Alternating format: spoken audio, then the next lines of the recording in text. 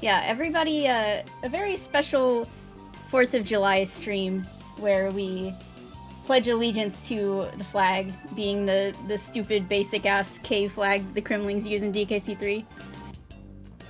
Okay, so little story time. Yesterday, me and Victor had to go run some errands, and we were going to be in a certain part of town that has some, like, retro game stores, and, it turns out that our entire day got blown up because, okay, he actually had an appointment for this, like, thing he had to do at a government office, but he had an appointment for it, and then, like, 2 hours before we were supposed to be there, they called him and were like, actually, it's, like, a holiday today because, you know, 4th of July is on a Saturday, so a lot of people take off on the Friday before, including me. I actually got both the Thursday and the Friday off, but so they called me like, we can't actually do this appointment for you today. Which is weird now that I think about it, that there's someone in the office to, like, call him, but they weren't able to actually honor his appointment. So anyway, but then there was something I was gonna do also that was like a walk-in medical thing, and I tried calling them beforehand and they didn't pick up, so I was like, but their website said they were open. But then when we got there, they were closed, so everything that we were supposed to do yesterday got completely blown up. That's a crocodile, you know? That's my crocoid back there, my little claptrap crocoid. Well, the Crimean War is the Crimean War, I would suppose. We can go into the Crimean War when we talk about the real-world references in Donkey Kong Country 3 and Land 3, which is going to be after I finish Land 3. So anyway, but we did do the fun stuff that we were planning to do yesterday, which was go to the local retro game stores in the area. There's a couple of them. So, first order of business, this. Now, yes, I already had this, but you might remember that I talked about the fact that the disc didn't actually work, so Victor ordered this for me and I got it for Christmas from him. And unfortunately, while it does have the instruction manual and everything, but the actual disc did not work. So he took it to a game store near us and tried to get the disc resurfaced, and it did not, they were not able to fix it. So we took it to this other game store yesterday, and they got it working, like, immediately. They have a better machine. But yeah, they were testing it, and it was up there on their, like, big screen that they had to show that it was working. Good old Donkey Kong Barrel Blast getting more attention than it's gotten in, more positive attention than it's gotten in ages, just by virtue of the, like, 10 people that were in the store being able to see it. So the day is saved. When we get here, I will be able to play the actual disc of this that I now own, thanks to Victor. The day is saved, Calypso is saved, Kludge is saved, Copter is saved, Kip and Cass are saved. They're all saved. Of course, the boy himself will also be there. But yeah, so that's some good news that I'm excited about. That's fair, Exalt. I also don't like actually playing it. My one experience with this game is like a single night because my friend let me borrow this game before. Jim, actually, who was here in the chat earlier. Victor is also he might be making some background noise today. I apologize. He's like, yeah, he's making some homemade ice cream. That's what we're doing for the holidays, making some homemade ice cream. So you might hear him upstairs in the kitchen, I don't know, doing weird stuff, but yeah, so chocolate, of course, because it's Victor and he loves chocolate. But anyway, I now own this for myself, as I should, as any Kremling fan should own this game, and I will be able to actually play it on the disc, so that's exciting. But then, even more exciting than that, in my opinion, so we went to this other game store, and they had, okay, first of all, I want to say that, like, the first store we went to, I looked at the Nintendo Powers that they had. This is where I had gotten the Donkey Kong Land Special Edition before, and a couple other ones. And at that time, they also had some other ones from the mid-90s that did talk about various DKC games, and I just, like, didn't want to buy all of them, because, you know, I'm trying to be money conscious, but I was like, you know, when next time we come here, they'll probably still be here, and I can maybe pick them up at that time. This time they had, like, nothing. Like, their Nintendo Power selection was completely scarce.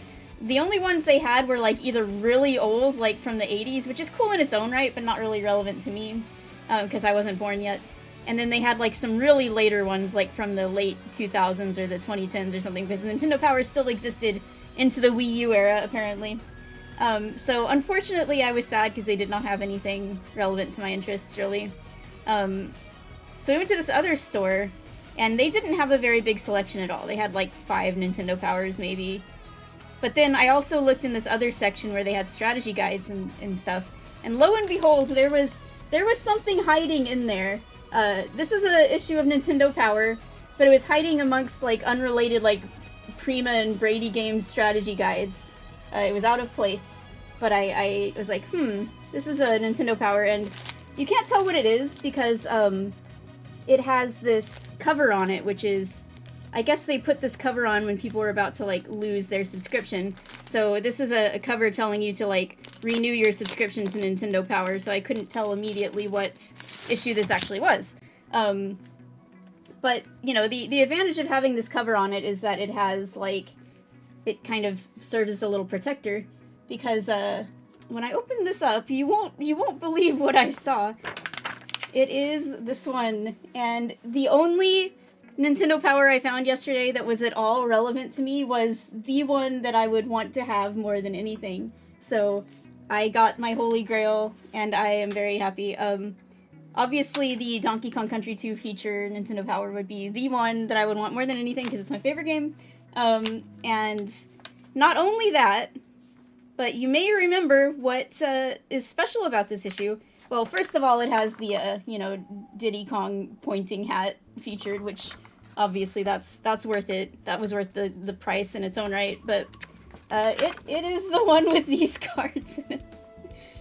Wonderful. One of my favorite moments in the whole chronology was looking at this stupid descriptions on the back of these cards. So yeah. You know, if you want to be reminded of what the turn-ons and the turn-offs of these characters are, I got them right here. I've got their dating profiles in physical edition. Beautiful. And, yeah, so the very convenient thing is I have this. It comes with a built-in little protective cover that I'm not going to remove because, it's kind of nice that it protects the actual cover.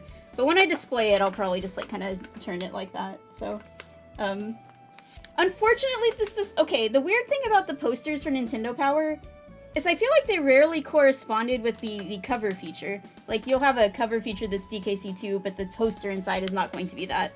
And this is an Earthworm Jim 2 poster, which would have been really cool for me at one point in my life when I was an Earthworm Jim fan, but unfortunately, I don't fuck with that series anymore for lots of reasons, but yeah, we got our whole lovely Donkey Kong Country 2 like guide in here, little mini guide, I guess. Clubba's in here. Where is he? I know he's... Oh, wait, hold on, this is important, this is really important. There he is. Hold on. The man himself. I have a... It's basically like having a centerfold. Anytime I want to look at some canon nips, I can just discreetly open this. Yes, I'm reading Nintendo Power for the articles. Victor's like, why are you looking at that magazine all the time? There should have been a pull-out Clubba poster, I agree. Oh, there he is. He's, hold on. There he is. Right there. I do have the Nips IRL. Well, I mean, I have the, like, instruction manual for the game, so technically I already did, but... Anyway, yes, obviously very happy about this. It was a good day yesterday because of those two things, even if I still need to go do that medical procedure that I haven't got a chance to do yet, but, you know. Alright, putting it back in the little casey, and we'll get started.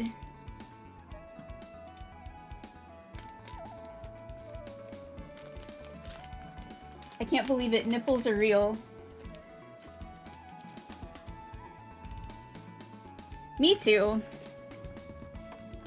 Okay, now I'm going to open the... Enough Donkey Kong Country 2. We're past that for the moment. I gotta open the DKC3 strategy guide. I thought it would have been funny if I found like a Donkey Kong Country 3 issue or strategy guide yesterday, because, you know, then I could say like... It's like the Donkey Kong Land one. I found it right before we were gonna actually look at it on the chronology, and it was like, wow, what a great timing. I can now like have it in real life as we're looking at it, but unfortunately no DKC3 stuff, but I did find, obviously... really the best issue I could possibly have, so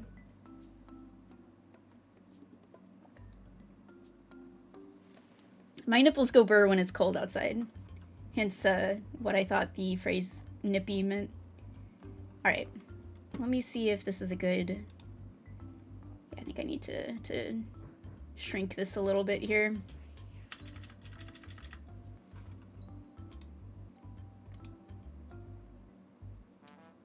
Okay, that's good. It looks like it's cut off a little bit, but it's just because Kitty's hand is cut off. This is the whole thing here. Okay, so the title page of this is, you know, the scan of it is very big, so we can't, like, look at the whole thing at once, but watch out, Dixie, there's buzzes coming at you. I guess we should look at the... I want to skip straight to the end so we can see what it would say on the back of it. Yeah. Okay, I don't know, these, like, renders of Kitty, like, where he's just, like, standing there, smiling at you, and then, like, also his back, I don't know. He's trying to do the classic, like, DK's ass render, but Kitty, you can't do that yet, you're only a baby. But there's just something funny about, like, the render of Kitty just standing there.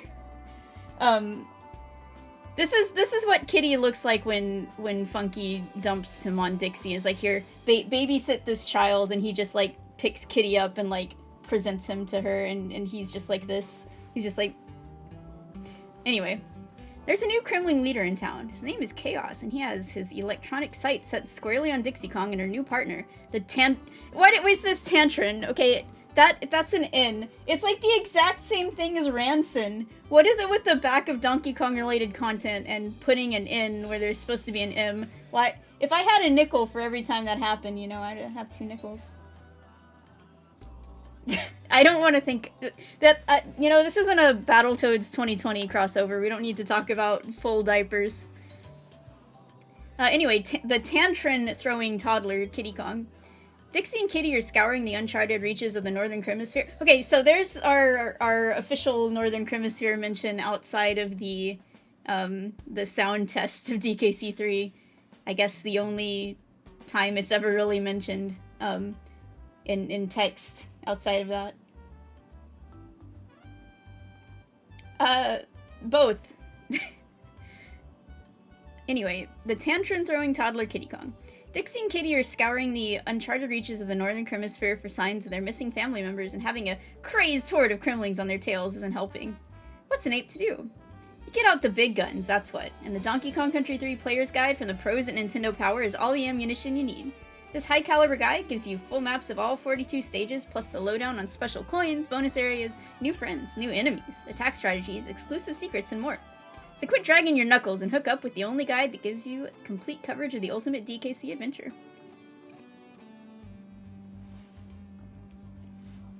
What's interesting to me is, like, when they advertise this strategy guide, it's even in the instruction manual, but the cover they went with in the end looks completely different.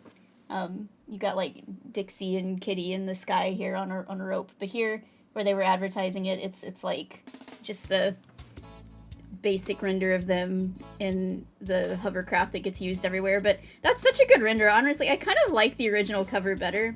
I don't know, I don't know, it's simpler, but it, like, fits the game more, I don't know.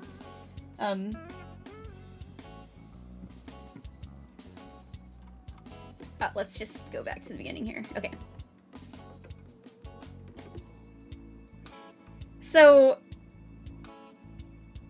I don't know what the original render for this looks like off the top of my head, but is it just me, or was, like, Kitty's mouth, it looks like it was, like, crudely photoshopped, like one of those extremely basic Photoshop jobs to just make someone go from, like, a smile into a frown. Like, it just kind of looks like he was smiling originally, and they just, like, turned the edges of his mouth down. He looked too happy about this situation, and they were like, "No, Kitty, there's a giant spider behind you. You should be scared." So Kitty's like, "Oh, okay. Wah." Donkey Kong, I presume? Not quite. Intrepid video game explorers Donkey and Diddy Kong appear to have been swallowed up by the trackless terrain of a whole new continent crawling with Kremlings. Ooh, that was a fun sentence. Now it's up to that daring damsel of adventure, Dixie Kong, to find the missing monkeys. But this is no solo expedition. Funky Kong has boondoggled Dixie into babysitting her cousin, the Titanic toddler Kitty Kong.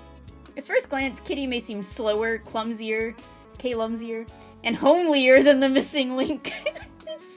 I think they're saying Kitty's an ugly baby. In like the most passive-aggressive way possible. But you'll soon appreciate the powerful play possibilities when he links up with Dixie. In the pages that follow, the pros at Nintendo Power blaze a trail through the Northern Kremisphere to provide you with complete maps, charting all secrets of the great unknown, including how to deal with its many never-before-seen inhabitants, both friend and fiend. With this atlas of adventure, your safari will bring him back alive. The Titanic toddler is what it'll say, like, in the background of, like, the Punch-Out stage when Kiddy Kong is added to Smash. Obviously gonna be the next DK character that makes it in before Dixie's Kiddy Kong. Yeah, Dixie has, like, a weird, like, lower lip thing going on.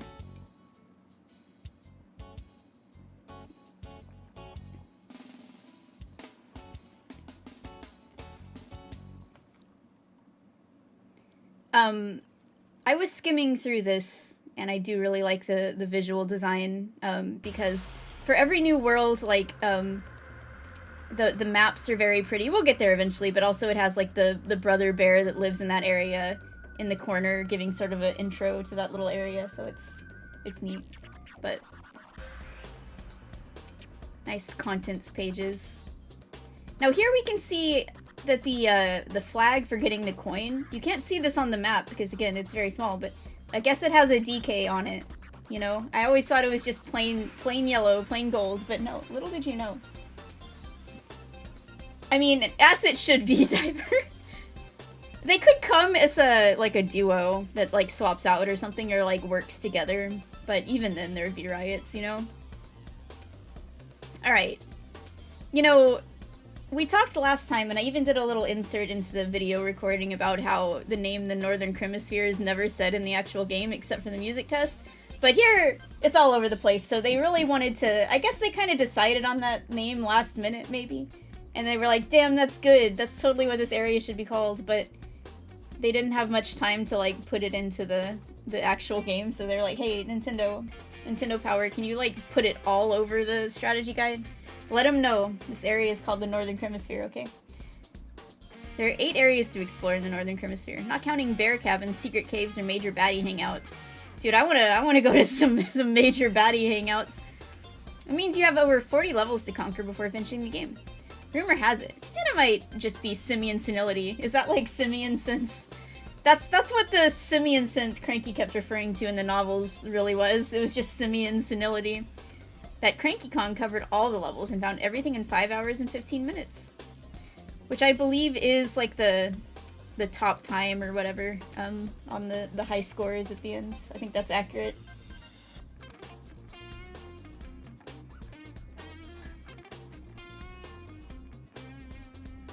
I just love... Like, it's just such a... This game is pretty, you know? I love the environments they created for it, and I love the overworld maps. Like, just looking at these maps, it fills me with such nostalgia and, like, happiness, and just these, like, old school renders of these natural environments. It's like, it's so pretty.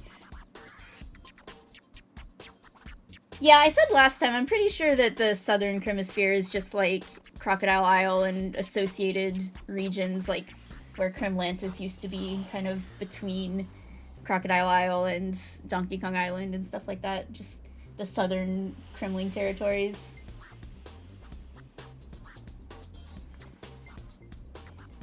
So, I don't know, like, even if you just look at the details on this map, the water in, like, the upper lake areas is still and reflective, and then, like, you know, like the, over to the left, that area where go up the waterfall and there's the banana bird cave up there, and then, you know, but then, like, once you go down the waterfall and it gets to the lower areas, the water's more, like, choppy, like it has currents or something. It's like, I don't know, just that level of detail is so nice.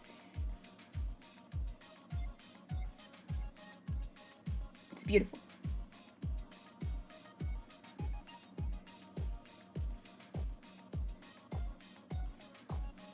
I'm just admiring it, but anyway. Lake Orangatanga has a mixture of terrain that hints at the challenges you'll encounter in later stages in the game. Own your simian skills as you... Okay, hold on. It's hone, right? Because this isn't a silent H situation, right? I'm pretty sure it's hone, but this seems like one of those words I never hear anyone actually say out loud, but... Hone your simian skills as you bounce and roll through levels comprising water, snow, and dark and dreary dwellings. And then Kremwood Forest. A river runs through the middle of Kremwood Forest. Brash Bear is the champion swimmer of these parts, but most folks agree that potential challengers stay away because of all the scary tales about a giant spider lurking in the treetops. Yeah, Brash...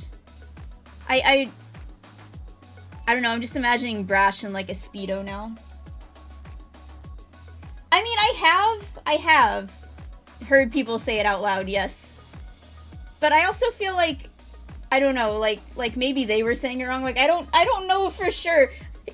Okay, I need you to know that I know a lot of people who pronounce things wrong in a way that I know they're pronouncing it wrong, or they do it intentionally or something. So I don't trust anyone, okay? I have, like, trust issues when it comes to pronunciation. That's like Twitch brain rot. There's a lot of people who don't know how to pronounce things, and it makes me second guess like everything I say all the time. Yeah, I don't know, Giga. Who would say my husband's name is Absond? You know, most people that know him apparently.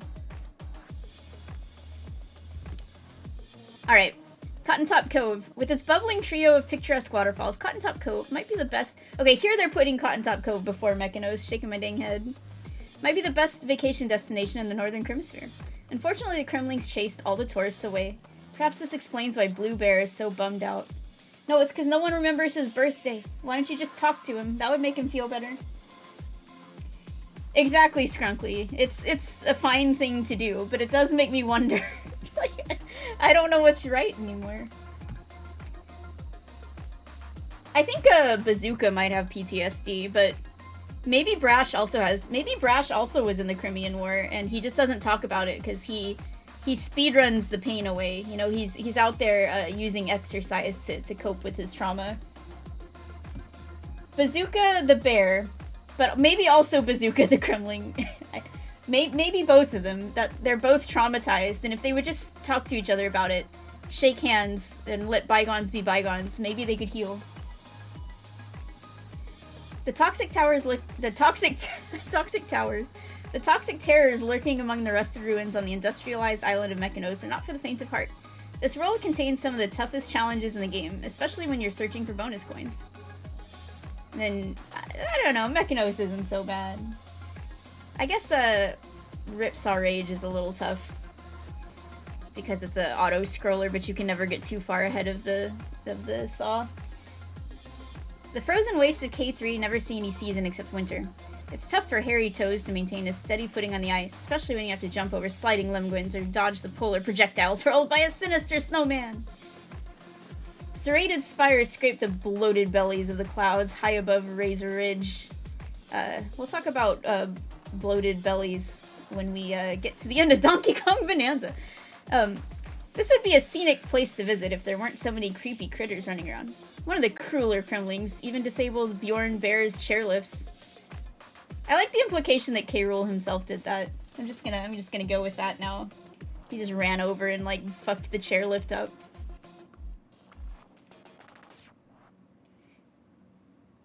Chaos Castle and all its secrets lie in the shadowy heart of the Chaos Core. An entire army of Kremlings guard the countryside surrounding the foreboding fortress. Baffled Bear is working on deciphering a secret code. See if you can help him out. And then finally, Krematoa. Those who believe that the fabled lost land of Krematoa really existed think that the mysterious volcano sank below the seas long ago. If you're really interested in finding out more about this legend, be sure you badger Blunder Bear. You googly. That would be embarrassing if you were delivering a eulogy and you were just like pronouncing everything wrong.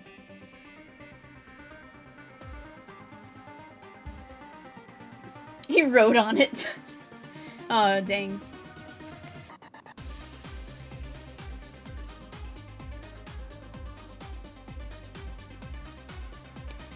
Alright, do we need to read about the Kongs? We're not here for the Kongs.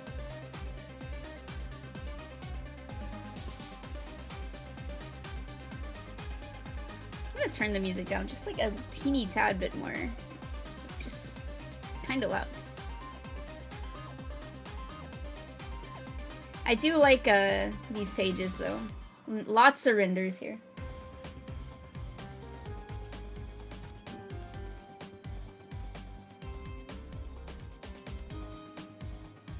Yeah, he just broke it on accident, and then he cried, and he went right back to hide in his castle again. Or his wife's castle, rather. Alright, the family is back. Donkey and Diddy might be off exploring the island, but Dixie and Kitty can always find a hairy helping hand, or a word of encouragement from other members of the Kong clan. While these reliable relatives won't join you in your adventure, each family member possesses an important skill that can make your jungle journey just a bit easier.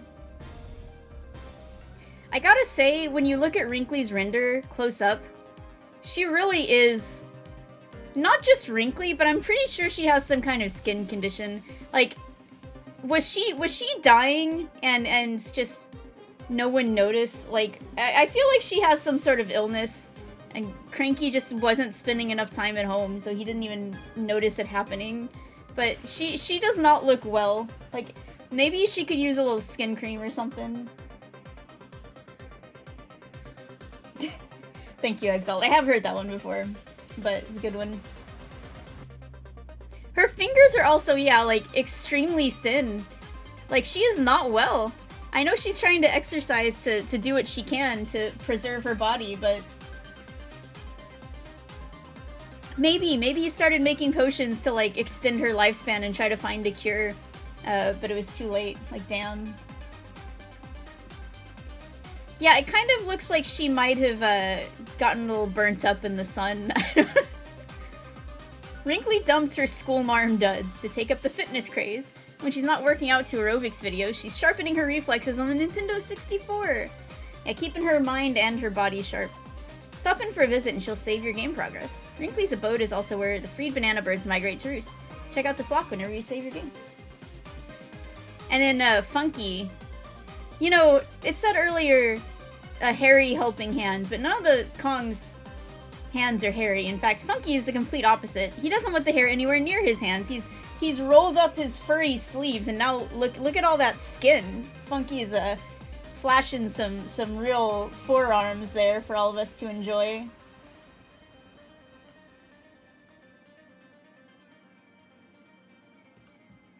Funky's in business with his own rental shop. He has a special rental rate for Kong family members, absolutely free! Nepotism! As you find items in the various worlds in the game, take them back to Funky and see if you can use his handy ape skills to fix up the assortment of boats in the back room. The back rooms. The Funky back rooms. You'll need his specialized watercraft to reach the most remote regions of the Northern Kremisphere. When Jero comes in and says, I hope we don't get too weird today, I think a lot of that is in your hands, to be honest. Well, unfortunately, Funky was not on those set of cards in the DKC2 thing. Only Swanky was, so I can't tell you what his favorite movie is.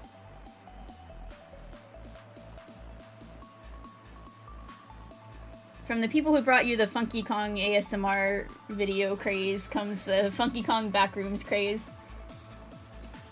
Swanky Kong is taking his flashy games on the road. Cough up 2 bear coins and take a chance on your choice of 3 different games. If you're playing in 2-player mode, you can compete against your teammate.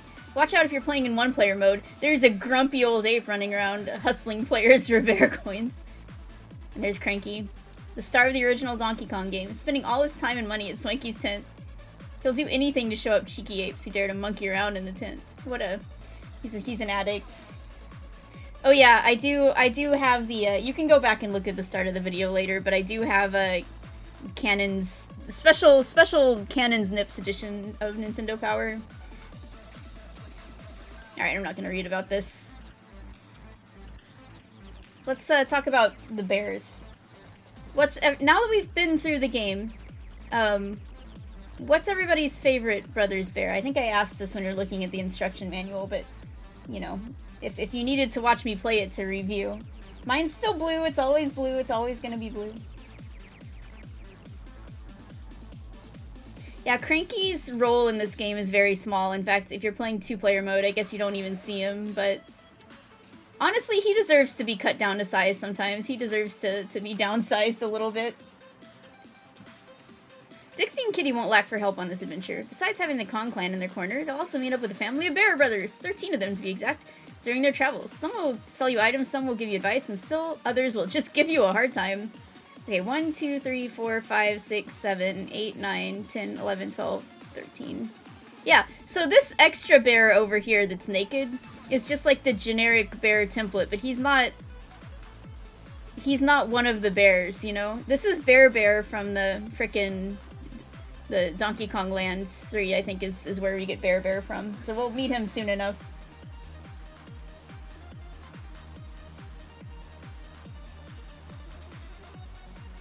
Well, I mean, Cranky will be singing a different tune after this game, and also after Dixie shows him up in the throwing game repeatedly.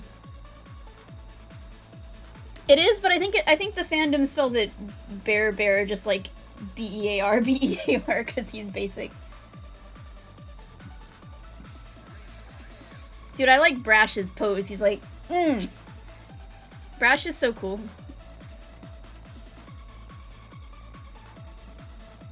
Queen Banana Bird. Wrinkly Kong has never steered you wrong, so you best listen when she asks you to round up the mysterious and mystical banana birds. The Queen Banana Bird hasn't seen her brood in some time, and she's beside herself with worry. She'd be very grateful if you could find her wayward hatchlings. Alright, okay, well, we'll wait to get to those guys in a second, but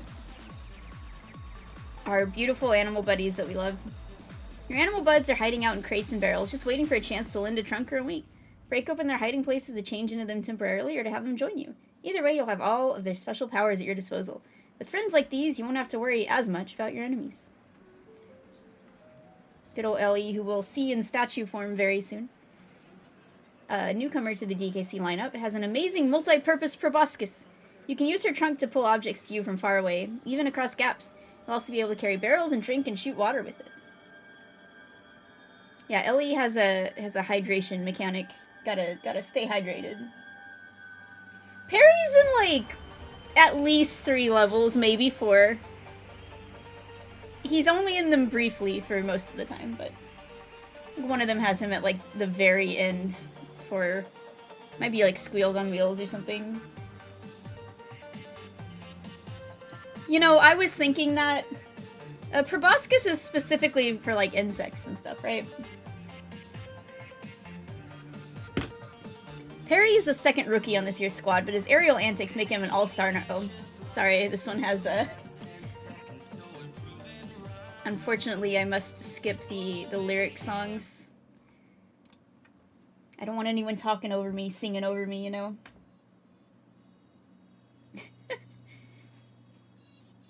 I think their problem is, yeah, they're just, they're looking at the thesaurus, but they're not actually looking at the dictionary to corroborate it. It's like, oh, this is close enough. Perry follows you overhead wherever you go, picking up otherwise unreachable items and defeating high-flying booty birds. I like they used the Donkey Kong sound bites from DK3 in this song. Those might be in the GBA remakes too, because I know they use a lot of like sound effects and sound bites and stuff from DK3, so... Oh, sorry, bumped my mic. 2 different colored squawks. Excuse me, one of them is called Quawks.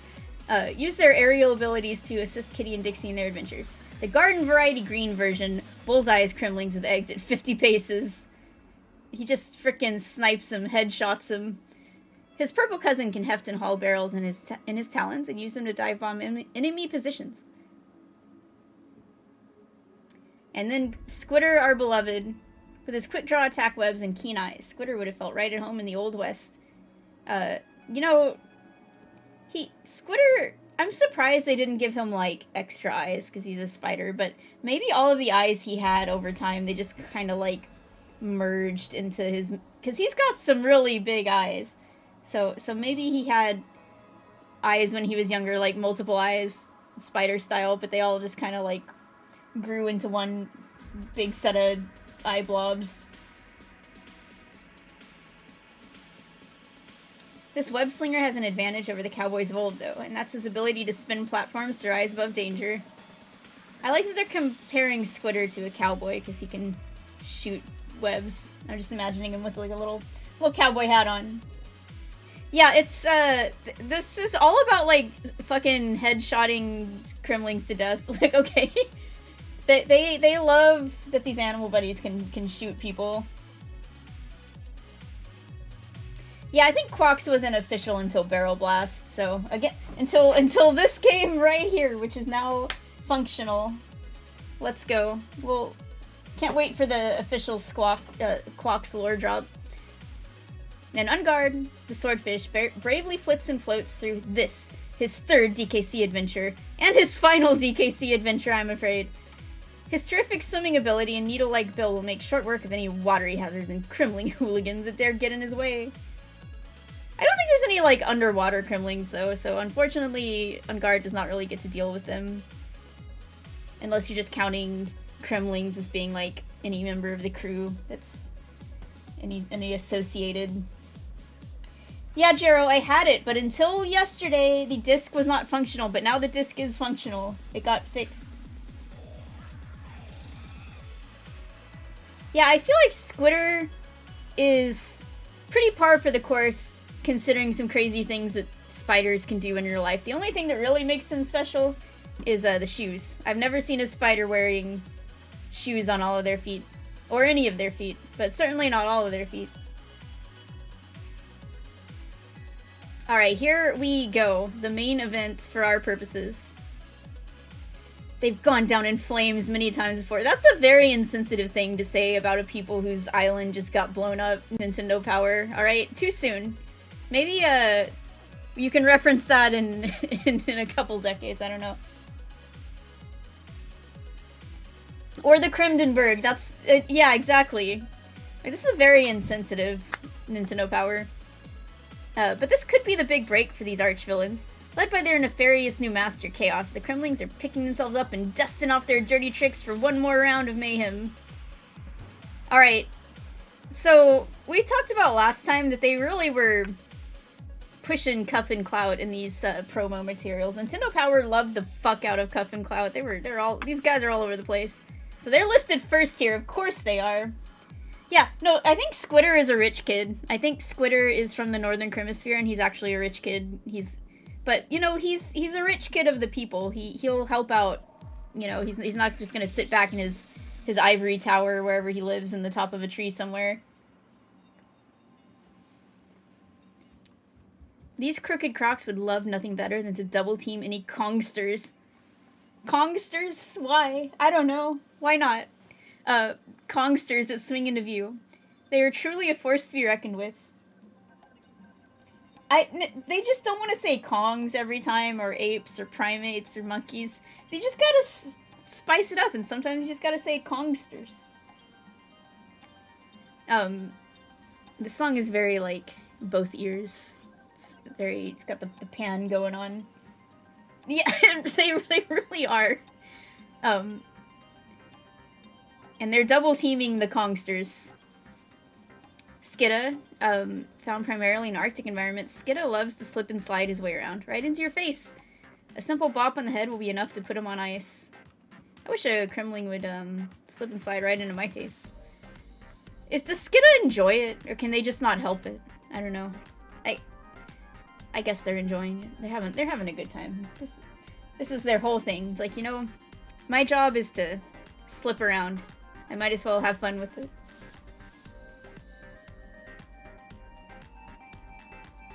What sound? Clasp, Naka, and Kachuka. They're from a clever breed of Kremling. They'll suddenly doff their TNT barrel disguises and try to knock you around or lob bombs at you. Sometimes they'll even rig themselves to explode on contact. That's devotion. Okay. Yeah, I think this song just has a lot of panning at the beginning of it, which makes it sound a little weird. Yeah, you know, Nintendo Power is a little fucked up.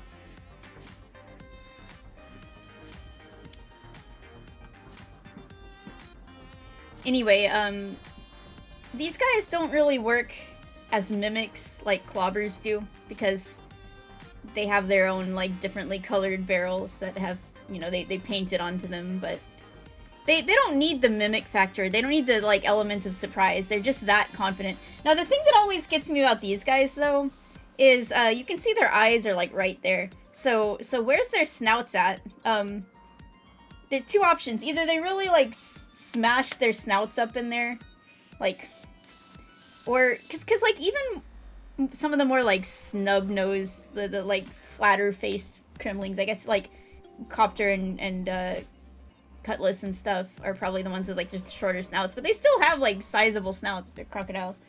So they either really squanch their nose in there, and it's all, like, bent up accordion style, or their eyes are there, but then their snouts are, like, they got, like, a flounder-style face, where their eyes are just kind of on the side of their head, and their snouts are, like, sideways like that. Or it's bent downwards, just like, wow. Poor guys. They're really devoted to shoving themselves in these barrels. I feel like they might be a little weird looking. Maybe that's why they hide in there. Because, like, I'm imagining their anatomy just in general. Like, their legs are sticking out. So their legs are either not very long, or they're just kind of, like, squatting the whole time they're running around. They just chop their entire snouts off. It's for the greater good. Also, I think what you meant to say was clomps, Andre. Cobbles have legs. Look at them. They got some nice legs going on there. All right, Copter, my beloved. This is one airborne annoyance that can actually come in handy from time to time. You can use Copter's helmeted head as a launch pad to reach even greater heights of achievements. Thank you, Copter, for helping me reach even greater heights of achievement. Especially when I play Barrel Blasts. Is the sound acting up? Is anyone else having an issue? Because, I don't know. Sounds good on my end, but...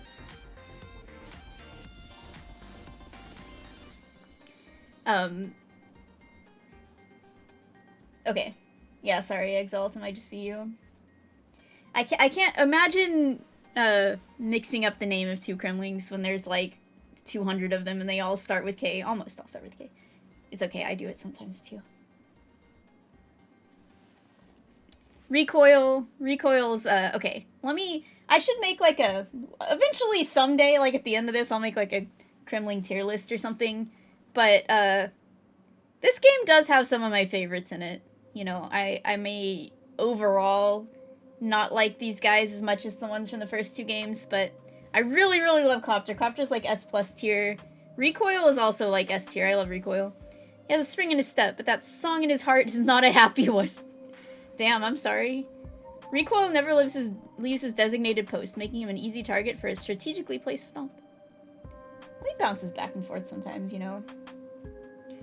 Cobble is hardy, heartless, and bent on mopping up the forest floor with you. Cobble is the unappreciated foot soldier in the Kremling forces, but you shouldn't underestimate him. Yeah, we appreciate him, you know. His weird eyebrows and his lip piercing and all. I don't know, man. I still think Crumple's gonna give me some kind of skin disease. His scales are maybe a little too warts-like for my liking. Crimp, he keeps a low profile, but he'll be sure to make himself known to any unwary apes. Crimp's shark-like teeth make him impervious to rolling attacks, even Dixie's helicopter spin. Okay, first of all, he's got shark-like teeth. He also has crocodile-like teeth, because he's a crocodile. Might just be easier to go with that one. But because so many of these guys are, like, so gummy, they're, like, lacking in the teeth that they should have. I don't know what's in the water up here in the Northern Kremisphere, but I feel like these guys don't grow teeth the way they should, so that makes Crimp such an exception that they have to compare him to a shark, first of all. I was thinking, actually, in DK3, the claptrap design there almost looks a little bit more like if you can't really see it here, but Crimps have, like, a dog collar on and it's kind of obscured by his, like, big head. You can see it in some other renders better, but, like, if you said that the claptraps in DK64 were crimps specifically, I would believe you, and especially when you see the purple ones, I think it looks, it's even more obvious then. Yeah, I mean, I would say his teeth are more crocodile-like than they are shark-like, unless he actually has, like, rows of teeth. Because the sharks have, like, multiple rows of teeth. Which maybe he does, and that's kind of scary. Like, you can't see them, though, so it doesn't look like he does.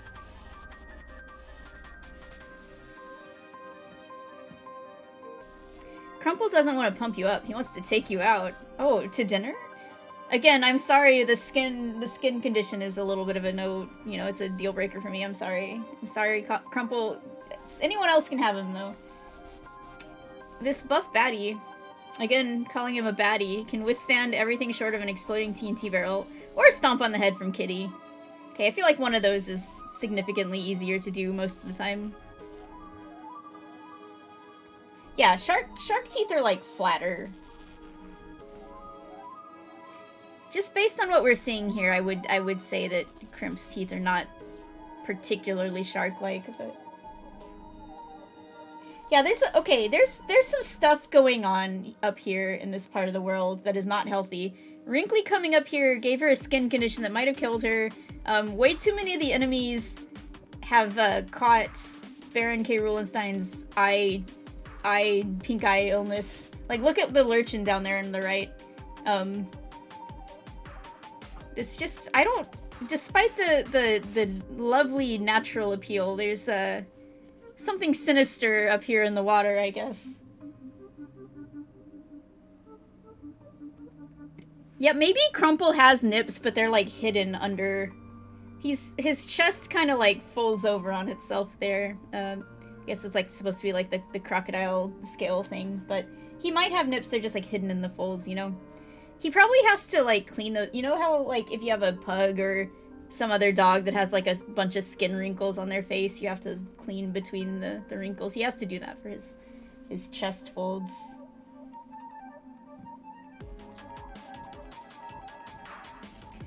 Coin deflects frontal assaults with his trusty shield, so you'll have to find a way to attack him from behind with a steel barrel. Your reward will be a DK coin. And Bazooka, who I really appreciate them putting the text on his bazooka. This is very good. Bazooka's barrel blaster is equipped with a laser sight, all the better to shoot you with. A long-range counterattack with the TNT barrel is your best bet for shutting him down. So out of these, the ones that are top tier for me are Copter, Recoil, Coin, and Bazooka. Love those guys. I always love those guys. The others, they're okay.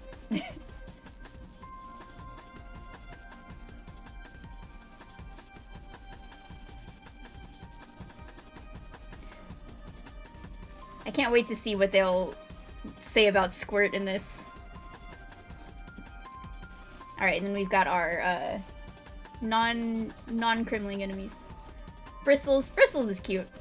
The aptly named Bristles will turn aside any attacks from above or the rear, but a head-on smack on his tender snout will make him turn tail and run. Sneak, the parasite worm controlling a rat body. This dirty rat has been a threat to the Kongs from game... That is not true? From game 1? Do they mean, like, level 1 in this game? There's no... Okay. Now, I could see them getting these things thinking they were the same thing as Neeks from the previous game. Like, you know, maybe these are just Neeks, but with more rabies or something. But there were no rats. Do they think beavers are rats? There were no rats in the first game. That's quite the evolution. Like, I can see Neeks turning into Sneaks, maybe, but to go from being a beaver to being a rat... What is a beaver but a rat of the creeks, you know? Just a rat when you, like, you iron their tail out. I think there's sneaks in the first level of this game, right? Maybe there aren't. Maybe there aren't, actually. I don't know. Yeah, the rats were in DKC1, you just didn't see them, because they were, like, accurately sized. Anyway, Ellie will run away if she sees him. I don't blame them. I don't blame Ellie, because they're scary. so you'll have to use barrels to clear the path in front of her. Nid may look menacing, but he'll actually give you a boost to a higher level or help you over an obstacle. Just make sure that you won't be leaping straight into danger. It's kind of hard to see because this render is small, but Nid's also has the K. Rool eyes going on. I just noticed the big old crumple in the background of this page and the crimp on the other side. Knick-Knack, Paddywhack. Knick-Knack is another baddie that will stick to his post. You can bounce off him to get to higher ground, but if you miss, he may not reappear unless you lose a life in return. Limguins. We don't know if Limguin is a cross between a lemming and a penguin, but whatever he is, he's trouble. His favorite winter sport is ice bowling, with Dixie and Kitty as the pins. I think they're just penguins, and they are just called Limguins because of their, you know, the tendency, which is not true, by the way, but the myth that, like, lemmings follow each other and they'll, like, follow each other off a cliff and stuff, that is not actually true. It's based on nature documentaries where they were acting unnaturally because there were a bunch of humans messing with them in their environment. But, based on that myth, these guys will follow each other off cliffs, so I guess it's accurate in their case. Yeah, well, Disney might have been intentional, in fact. Thanks, Disney. Thank you, Mickey Mouse. Minky. If Minky is any relation to the Kong clan, he's surely the bad one of the bunch. Don't forget about Manky Kong. Minky and his pals love to lob acorns at passersby. Watch for patterns or duck behind shields. I will say Minky's fur looks very lush. Like, they got really, like, I just want to run my hands through their fur. It's nice and soft, you know? Yeah, you know, Disney and Nintendo shaking hands at hurting innocent animals off cliffs for no reason. Alright, it's about break time. And then we'll come back and we'll look at all the rest of these fellas and then probably skip past a lot of this stuff because it's just about items and stuff and I don't care. And then we'll get to the worlds themselves. Okay, I'll be back in a few minutes.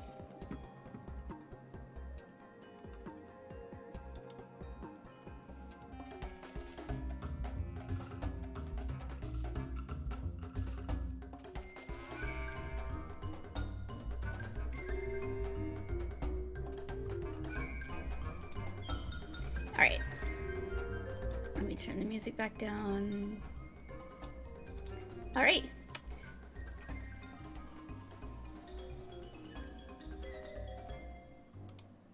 Actually, hang on just a minute. Sorry.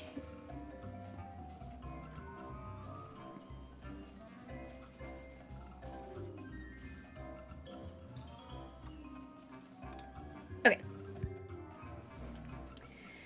Alright, so, where were we? Buzz. It's Buzz. Or green zingers, as they kept calling them in, like, Nintendo Power for some reason, even though they knew what their name was supposed to be by that point.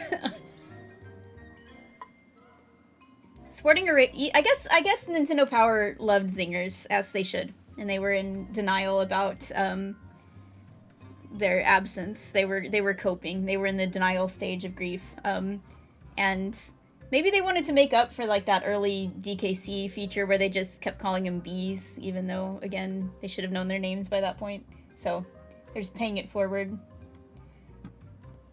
I literally have absolutely no reason whatsoever why Automod caught this. Nothing is remotely offensive about this post. If Twitch doesn't want people to say the word zinger, I'm done for.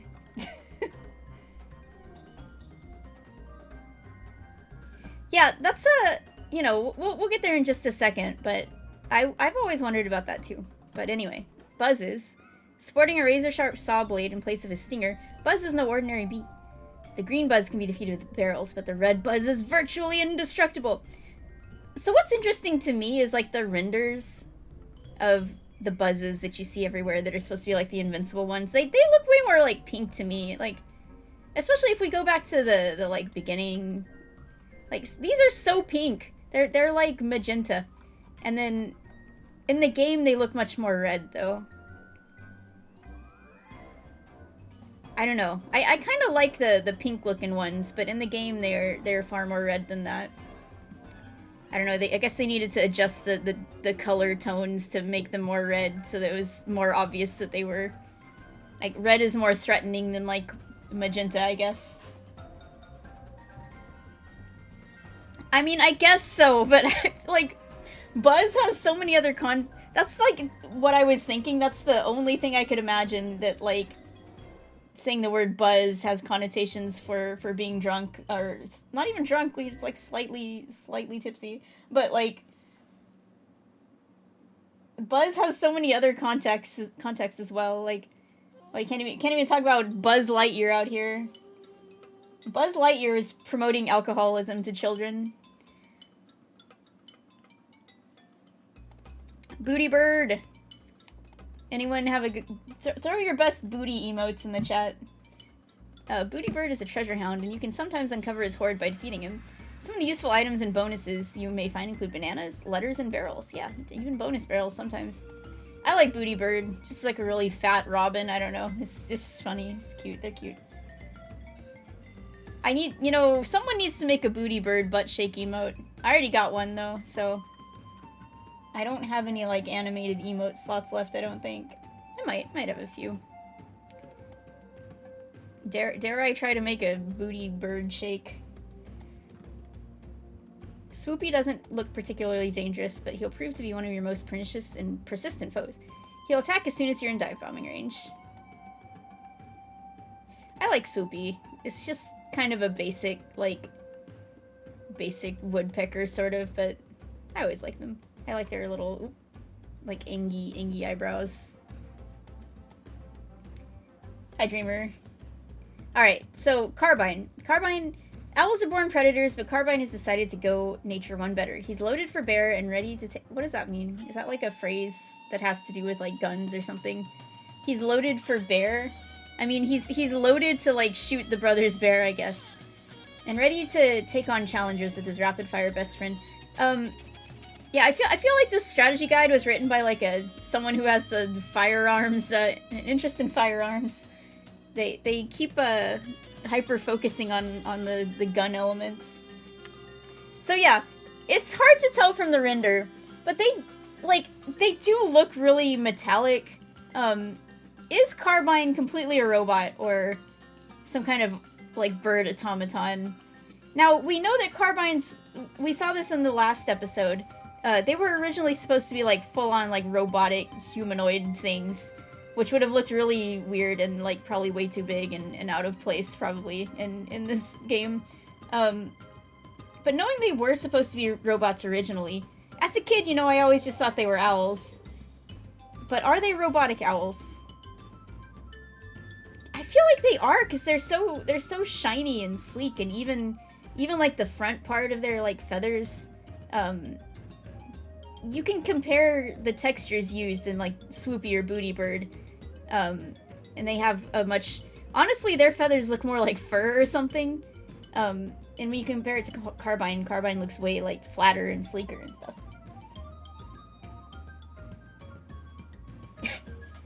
Look, you know my problem with Crumple is his weird-ass skin. My problem with Cobble is his weird-ass eyebrows. No, I'm fine with Cobble, honestly, like... I give Cobble a hard time, but he's cool. I like his lip piercing. That's kind of bold, because, like, you know, Kitty would probably be like, ooh, shiny, and he would just, like, grab his lip ring and, like, yank on it. It's bold of him to go out there on the battlefield with that front and center, you know? Yeah, I'm all in on Carbine actually being a robot. I vibe with that. I think that's cool. I think that's believable. And the idea of Baron K. Rulenstein making little bird robots is cute. You might hear the water from the pipes again. It's just ambiance for the Northern Kremisphere, you know? Yeah, I think, like, I've heard the theory that they are robots before as well. Like, I feel like I didn't come up with that, so If you thought of it, Andre, you're probably not the only one, and so let's go with it. Let's roll with it. I like their cool glasses though. Either way. Coco isn't aggressive at all, but he tends to park himself in inconvenient places. You won't be laughing once you run the gauntlets he and his finny friends have laid out. Pointing out once again that Coco has this weird thing going on where their lips kind of clip into their nose, and makes me think it's not a clown nose at all, but is actually some kind of big lip blister cold sore situation. Again, with everyone up in this area having some kind of disease going on. Yeah, earrings are one thing though, but having a lip ring, that's like, it's like right there, you know? It's really easy to get at.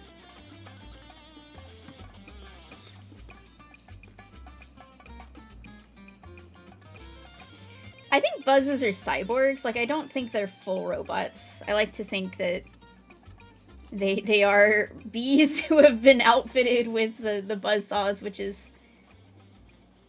I kind of want to think, like, draw what a buzz would look like if they weren't supplemented with their robotic parts. I guess they would just have, like, a pretty normal stinger like a zinger does, just, like, one at the bottom.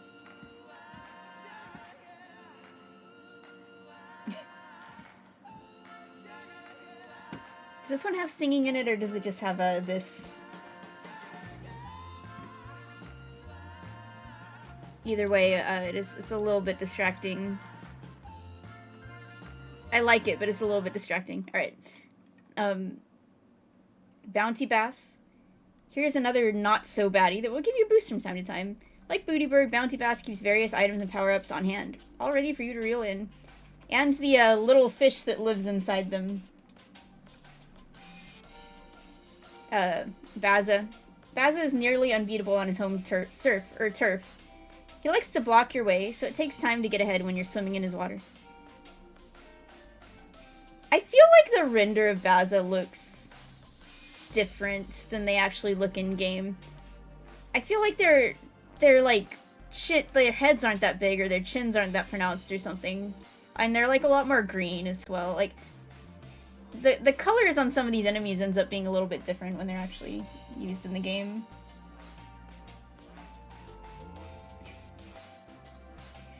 They are definitely exhaust pipes, which is kind of a cool... Because they're like chrome. So that's another... Their main, like, cybernetic enhancements is that they, you know, were outfitted with the buzzsaw, but then I guess to like... also deal with that upgrade to their system, they needed to turn their legs into exhaust pipes. But it's a neat little visual thing, like the comparison of exhaust pipes and insect legs there. Buzzes have a fairly neat design, actually. Like, their faces are weird. Their faces are really, like, elongated and stretched out. Like, their eyes and their chins and stuff, I feel like their faces need to just be a little more squished. And do they even have, like, antennae? Because I feel like they should, but they don't. But the idea of, like, a bee that has a buzz, like a circular buzz saw in the back is neat. I don't know. They're cool conceptually. Buzzes kind of remind me of, like, certain Pokemon designs are out there where I'm like, this concept is really cool, but maybe it needed, like, a second pass or something. You know, I like that. I will draw the new and improved Buzz with that, you know, some different features just 30 years later. Watch them bring Buzzes back in the next Donkey Kong game, and they can give him a few design tweaks. Much like DKC3 did, they will, you know, replace the zingers, much to everyone's annoyance. Nibla... Oh, I guess I need to go to Gleam and Bream. Not to forget Gleam and Bream. Dixie and Kitty have taken up night diving as a hobby, and Gleam and Bream will be there to help out. Just tap him to temporarily illuminate your underwater adventures. What a nice guy.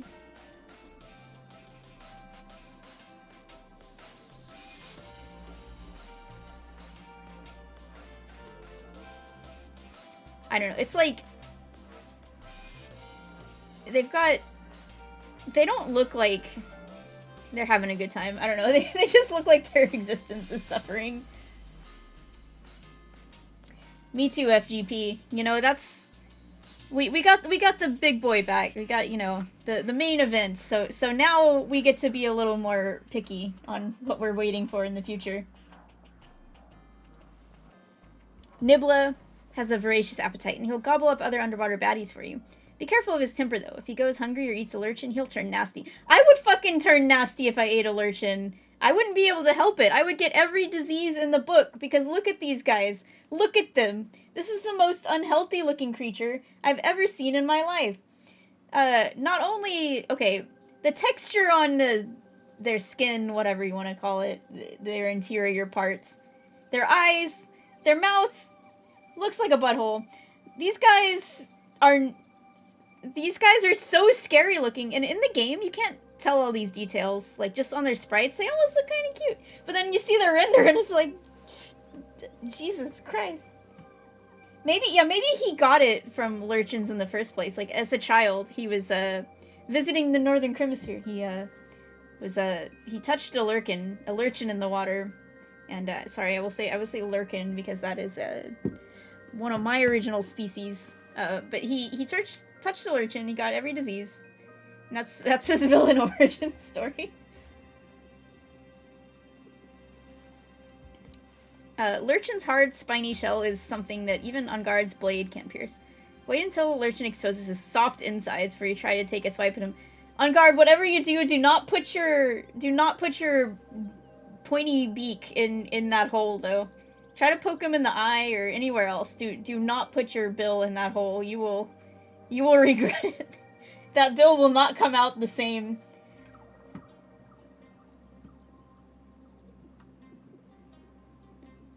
Well, that was enlightening. I'm not gonna read about all these barrels, though.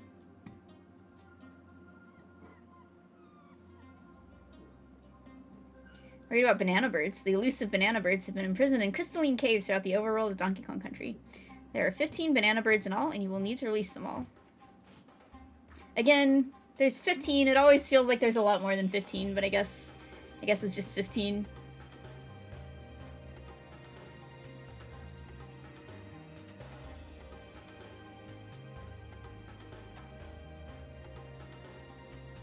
I love these vehicles.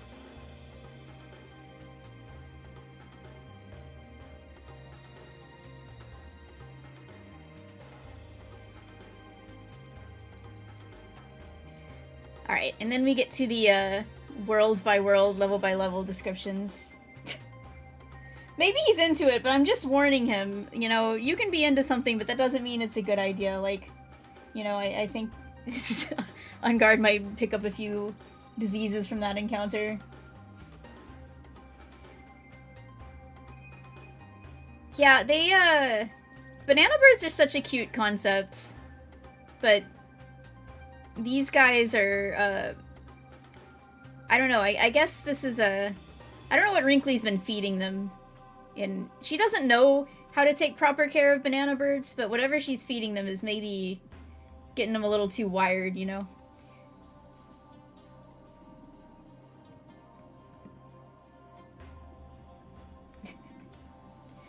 Andre... I guess I could. I would rather not. I don't know, I need to do something for the comic these days. Yeah, on Guard, he's gotta have the protection for those Lurchin holes.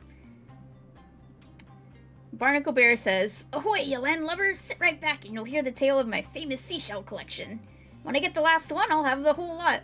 I'm sorry, Barnacle, that sounds fucking boring. If I go in to someone's shop and they start telling me the epic tale of their seashell collection, I don't know. Maybe he makes it interesting. I like his sweater. It looks real cozy.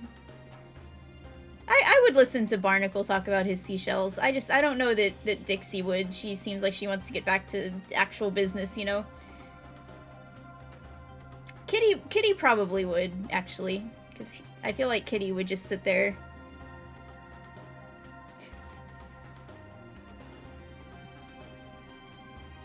I mean, Exalt, they could, because in Bonanza, you're in a very specific, like, slice of the world, so you're going down all these different layers, but you're only going down straight in, like, one...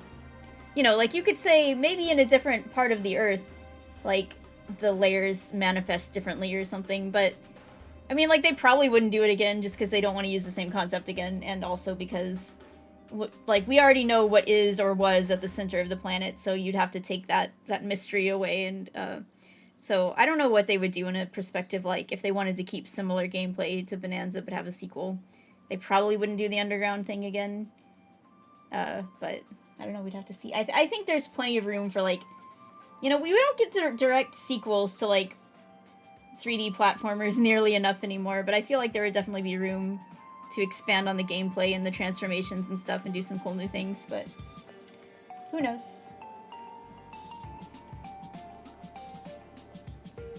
Yeah, I mean, actually, when we had the, like, the Taking Calls finale episode of the conversation, someone did suggest that there would be, like, a space-themed game where Donkey could go and mess up a bunch of planets instead of underground layers, and, you know, it would kind of be like Mario Galaxy, but with Donkey Kong, and, he has punched the moon before, so there's precedent.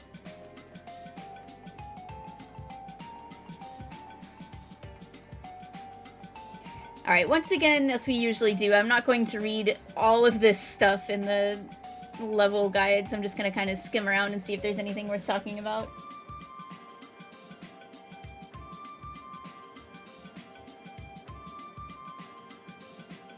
There's Coin up there. Coin is the designated guardian of the DK coins, with a milk pail for a helmet and a trash can lid for a shield. He'll track your movements and deflect all frontal and aerial attacks. I gotta say, you know, the Crocodile Isle, the Kremling crew Kremlings, the Southern Kremlings, if you will, they've got the military, they're hogging up all of the, like, military, armor and other accoutrements and stuff. Hey, Team Major. And leaving these guys up here in the Northern Kremisphere to be mostly unprotected, they're mostly nudists, and so when Coin was trying to outfit himself with some gear, he really didn't have much to go off of, so he just had to grab a bucket and, like, a trash can. Yeah, exactly! Exactly, if they went into space, we could bring Xananav back. It's perfect. Yeah, and you could make plenty of references to Donkey Kong's nice ass cheeks.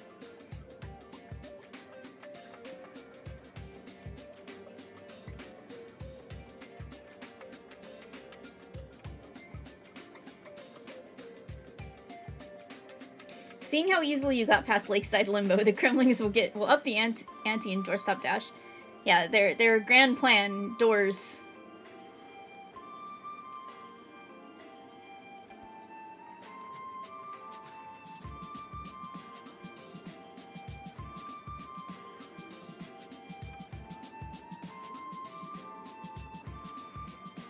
I like these, underneath the levels names here. This little counter of, like, how many lives you can get, how many bear coins you can get, and if there's, like, an animal buddy involved. You know, I've talked about how I think that Murky Mill is, like, a bad intro for Ellie. I kind of forget that she's in the first level, because you don't really need her or do anything with her. So, like, you don't really, like... It's not a great showcase for her powers either, it's just, like, she's kind of there. I genuinely did forget she's in the first level, though. I think I kind of just skip past her most of the time I'm playing.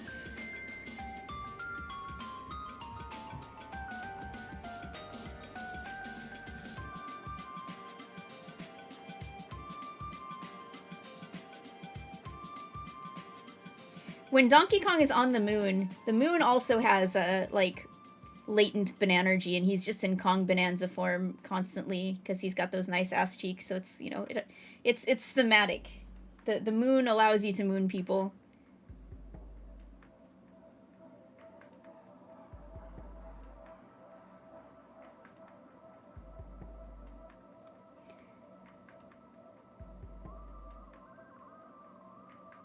So yeah, this bonus here. I'm trying to, yeah, hold on. Yeah, you can either water skip or do the helicopter spin. It does point that out. A lot of people, including myself when I was younger, I think it's because of the way the bananas are here. You know, they're kind of set up to imply that you should do the water skip. I think a lot of people think that's the only way to get over there. But you can just totally fly with Dixie, and I think it's like a little tricky. You have to kind of jump late, and you just kind of barely make it over there. But it's totally possible, and I think it's easier than doing the water skip thing. Yeah, I mean, it wouldn't be a first level in a DKC game if it didn't have Rambi or Rambi's replacement, so it makes sense, but she doesn't really do that much in Lakeside Limbo.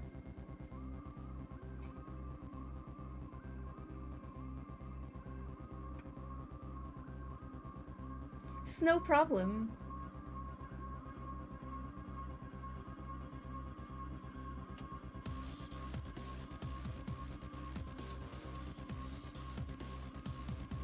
Alright, so we learned last time that Murky Mill was actually supposed to be where Squeals on Wheels is now, and they were swapped. There's a lot of reasons that they might have done this sort of last minute. You know, Murky Mill does feel like a little bit of an advanced level to have this early in the game. But if it was in its original place, we would have had 2 LE levels. I mean, we already have 2 LE levels close to each other, I guess, considering the first level, but there's at least more in between. And if it was in its original place, then it would just be like 1 level in between before you get to Bobbing Barrel Brawl. And so I guess it was done to create a little more space between LE levels, but also, if Squeals on Wheels was here, as it was supposed to be originally, then basically both of the mill levels in this area would just be really tedious, like, opening the door levels, and so maybe they were like, that's not the best, you know, first impression. You know, a lot of people will say that in general, the opening levels of this game kind of are weak to begin with and aren't very, like, the game gets better as it goes, and I would say that's true. But I do think having this level here is probably better than having Squeals on Wheels, considering that Squeals on Wheels is, like, the level everyone hates the most. That's probably the least popular level in this game.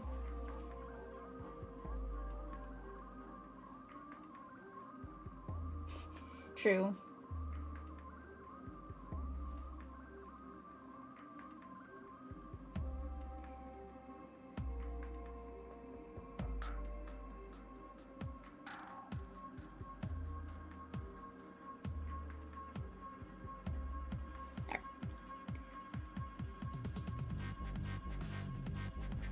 I'm getting a little distracted by this, like, dubstep song.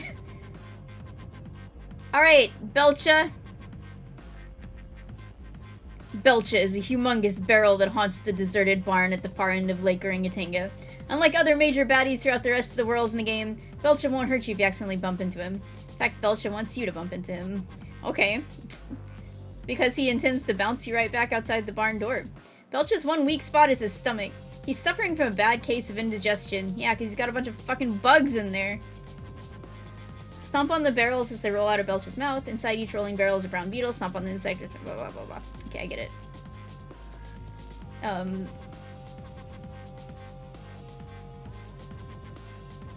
Oh, here, they're challenging you here in the last line. But if you're really fast, there's no excuse for not blasting Belcha backwards and out of the picture with 2 perfectly aimed shots. They're challenging you to get the 2-cycle Belcha. I mean, bugs are generally edible, if you want. But clearly, if you're like a barrel, maybe the bugs are kind of like termite-esque, and they're also eating Belcha from the inside, so... Belcha step. Yeah, obviously, it depends on the bug, I guess. There's probably some you shouldn't eat, but, you know, most humans don't eat bugs, but there are bugs that you can eat. I have eaten grasshopper before. I didn't just eat one off the ground. Like, I didn't just, like, pick up a grasshopper and eat it. Like, I took this entomology class in college, and at one point the professor brought in, like, a cooked grasshoppers, like, seasoned grasshoppers that we could eat. It wasn't bad. So I've eaten a grasshopper, but I've also eaten crickets, because I used to live in Houston, and at the Natural History Museum there, they also have like a big entomology bug section, which is really neat. But they had vending machines where you could buy like little packets of seasoned crickets. So I've had crickets and I've had grasshoppers. I bought the crickets because I wanted to like, I don't know, I wanted to like eat them to be like cool. It sounds stupid, but I wanted to try something unusual and prove to my college friends that I was willing to be daring and out there and do something fucking weird like eat bugs. They weren't good. I would not recommend eating them. They were like nacho cheese flavored, and it felt like, because it was like all exoskeleton, and you know when you eat popcorn and you have the little bits of the kernel that get stuck in your teeth and stuff? It was like eating only that. Like, eating crickets is like eating only the popcorn kernel parts of it. But grasshoppers were much better because they have more meat on them. So anyway, there's my experience with eating bugs. Yeah, I would not go to bat for eating crickets, but grasshoppers was okay. Yeah, I've never just like turned over a log and eaten the bugs that I found there, like Lion King style. But I do bet that movie got a lot of kids in the 90s to do that, because the bugs in the bugs that Timon and Pumbaa were eating looking kind of like a snack.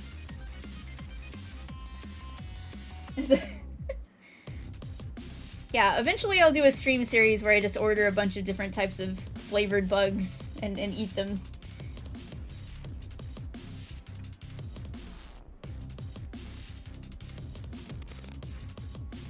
Oh, I had a theory about Belcha that I came up with in my Discord at some point over the past week or something, which was that Belcha was an early creation before Chaos, and Baron K. Rulenstein's plan was to stick DK and Diddy in Belcha because it's a giant barrel, so that would have been, like, funny.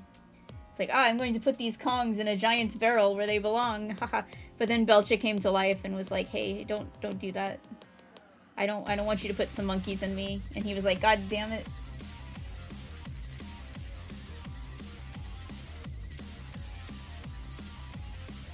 Alright, it's Brash. This is some good Brash music right here. Did you know that Brash, he's got his #1, but it says Rare Bear. Oh my goodness. His mohawk. His like, yellow shoes. Brash says, I didn't realize they let losers like you into Crimwood Forest. I'm Brash Bear, holder of the course record in Riverside Race. Nobody will ever beat my time, so don't monkey around here. I'm the best there is and ever will be.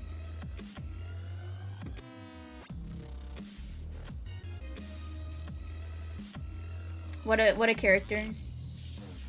This song is like, it's almost done, but it's like very distracting. Yeah, we saw the Minky render earlier, but here, not only is it back, but we get to look at it twice.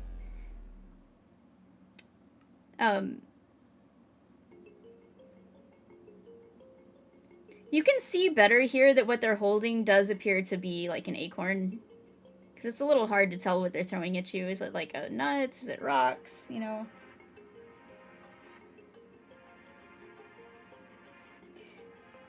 Yeah, whatever the case, there were some problems with the initial Belcha plan to house DK and Diddy, so Belcha was unfortunately scrapped and just sequestered away in some barn somewhere.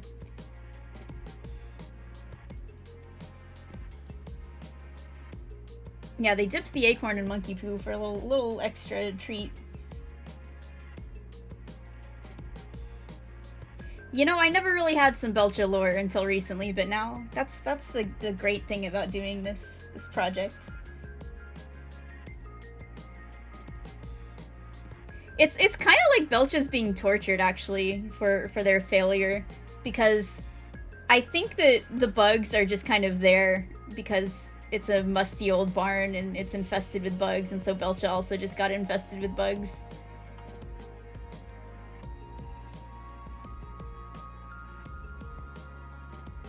Alright, it's Riverside Race, Brash's home turf. Time is a-wasting. The stopwatch in the bottom right corner compares your time against Brash Bear's best. He'll be ticked if you beat his record. No, he won't just be ticked. I guess that's supposed to be like a time pun, you know, like a clock pun. It's funny, but he'll be fucking pissed. I do.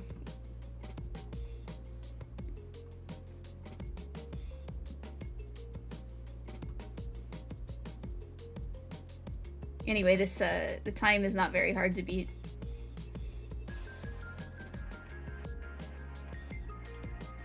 Good old squeals on wheels. Even though the goal of this stage appears to be on the same level as the start, you'll have to climb up through the entire labyrinth to trigger the switch will open the final door blocking the goal. Or you can use this, there's speedrun. In the Japanese version, there's a speedrun trick to just get through this that works extremely reliably. It's extremely easy. Of course, it only matters if you're doing the, like, warpless category, because otherwise you can just take the warp barrel. And this trick you can do a similar thing in the English version, but apparently it's less reliable, and it's also just kind of harder.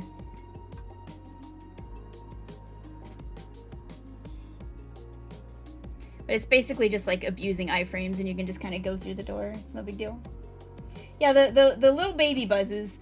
But do the little baby buzzes, because they're really hard to see, so have they also been cybernetically enhanced, or are they just like pure, innocent, untouched, natural buzzes? Or from the moment they're born as the tiny little babies, they get the little baby buzzsaw implanted in them.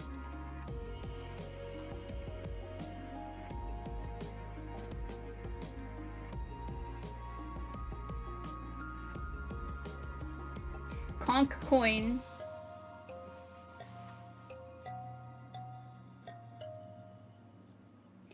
You can really see how frickin' orange this level is here.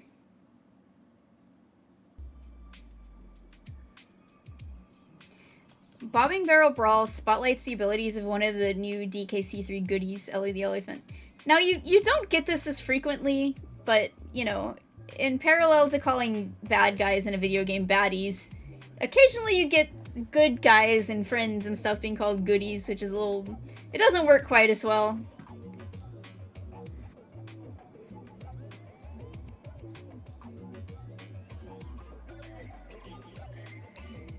Alright, there's Eric. So, okay, Eric's got his big eyes, but then in the middle, are those also supposed to be eyes? Because really, they're just like black spots, so I assume they're supposed to also be eyes, but you can't really tell. So he at least has more eyes than Squitter does. Because it kind of just looks like he has two noses or something, but I guess they're supposed to be eyes. Yeah, the sideways nostrils. Yeah, as buzzes grow, I would imagine they have to go in and get their buzz saws replaced from time to time to age up with them.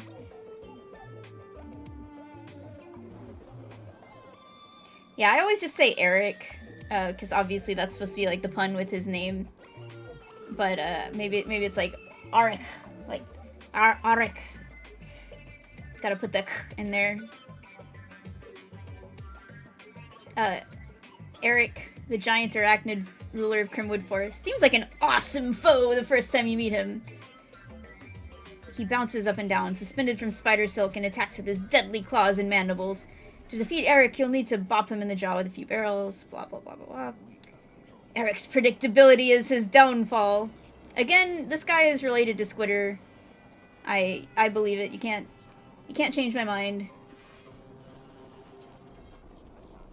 Maybe he's like Squitter's dad. I'm not gonna go that far. I'm not gonna be I'm not gonna say he's like the Darth Vader to Squitter's Luke or anything. That's a little too cliche, but I think they are related. There's talking in this, but hopefully it's not too distracting. Alright, Blue, the best bear. Look at how freaking sad he is. I just want to give him a hug. Oh, oh, hello. No, there's nothing bothering me. Not much, anyway. No, it's nothing to trouble your furry little heads about. Well, it's just that no one has remembered my birth. Oh, don't get me started. It's okay, Blue. I remember your birthday. It's like, January 10th, right? It's early January. I'm pretty sure it's January 10th. It's like, maybe it's like the 5th. I'd have to look it up. But I know it's early January. I'm really bad at remembering people's birthdays. Like, I know basically, like, my parents and my brother, and I have a real hard time keeping track of birthdays, but I like remember the general time that they're in usually, and then I'm able to, like, oh, we're getting close to so-and-so's birthday, and then I, like, will look up what day it is.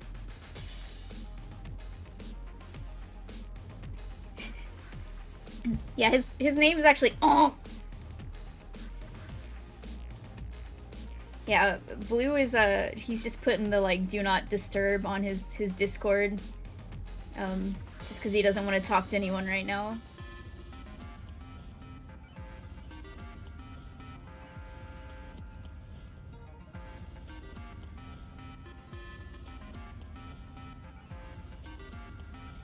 The frickin' waterfall levels. The bane of my existence.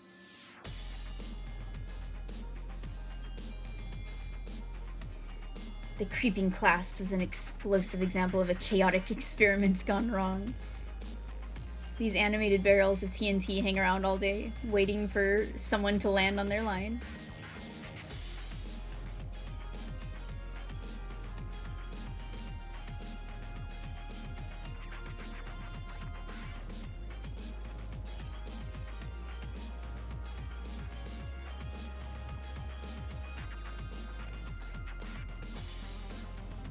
Kitty can crush crumple. Now there's some K usage over there.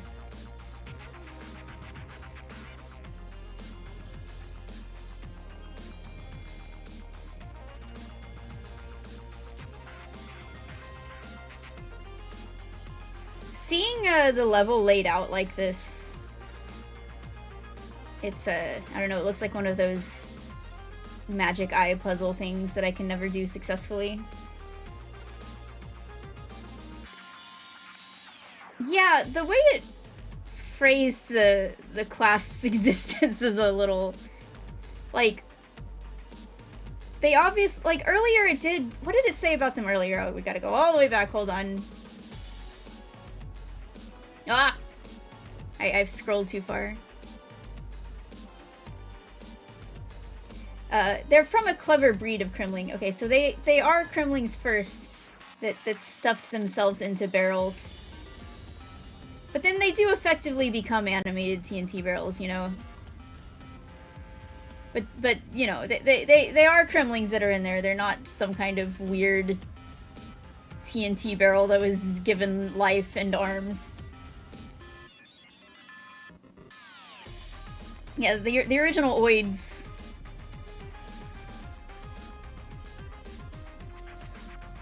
Alright, we made it to Squirt. Oh god, they couldn't have picked a creepier image.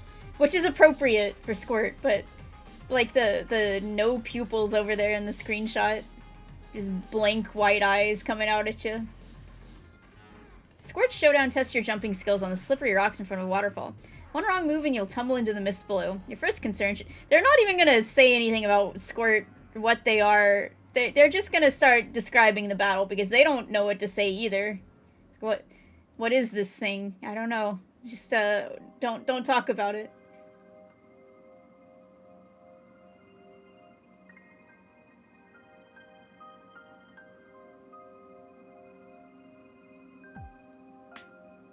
Squirt's kind of poggin'. Yeah, Blue changes his, like, social media icon to just a blank black circle. Or maybe a blue circle, I guess. How many dubstep songs are in this part of this album?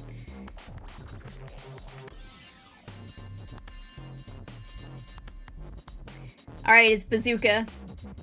Tally-ho, young Kongs! I say, wouldn't it be smashing to fire off Big Bessie again? If I only had a suitable projectile. The old girl hasn't growled for must be ages now. Wonder if she still has her old bang. Bazooka. Okay, he stuck his medals directly onto his fur. That's kind of badass.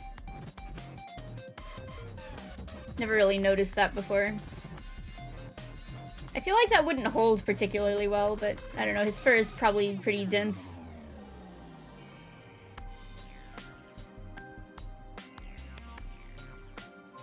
The Krem Company factory operates around the clock, and Carbine is there to ensure that the Kremlings keep their noses to the grindstone. A productive Kremling is a happy Kremling. Okay, I like this implication that, you know, when Carbines... Okay, you know, you'd think that Carbines are there to protect the factory or to, like, I don't know, shooting cheese puffs into the cheese puff vat is some kind of part of the whole process.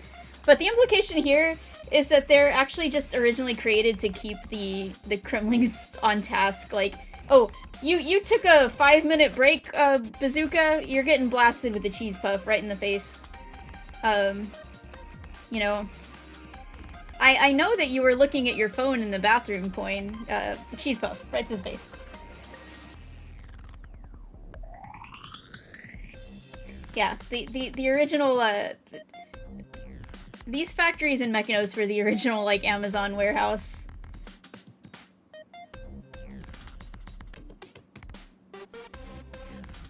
Here's a bigger render of the Carbine, and you can see a little better how metallic they are. That's actually, I think that lends weight to the idea of them being robots, because they don't have to worry about, like, biological needs or any of that pitiful thing that the Kremlings have to deal with. They can just be the cruel overlords, blasting them with cheese puffs for getting off task. And they have no mercy in their hearts because they can't relate to it because they're just robots. Alright, hold on, let me, Alright. This bear was an actual soldier. So true.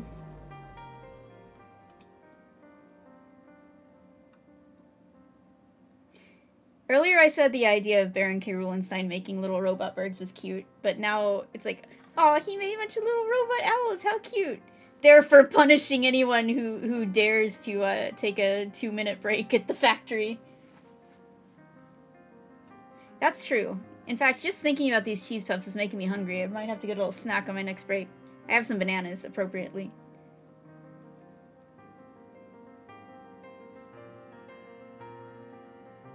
Don't follow your instincts, follow the bananas. Good advice. Which is what I'm going to do on the next break.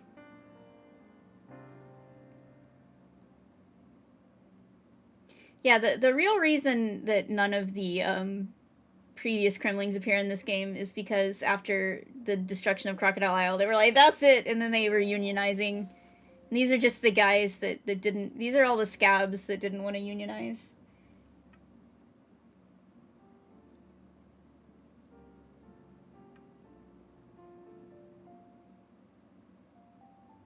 The Kremlings will stop at nothing, not even cutting down an entire forest to get you.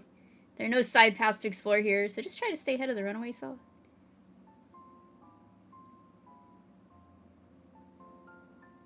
There's a huge saw that will follow you as you make your way upward, and if you dilly-dally too long in one spot, the Kremlings will be having chopped 8 burgers for lunch.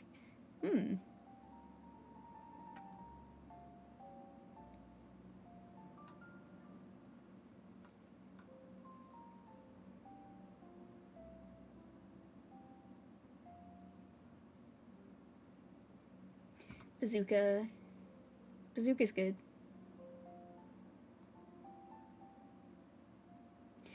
Red is a good color on the... Red's a good color for a Kremling. They don't make red ones that often, you know? They don't make Kremlings like they used to. They, you know... Kabooms are good, but unfortunately, they may be exploding. So the red Kremling population is in danger of decreasing because the kabooms are always exploding.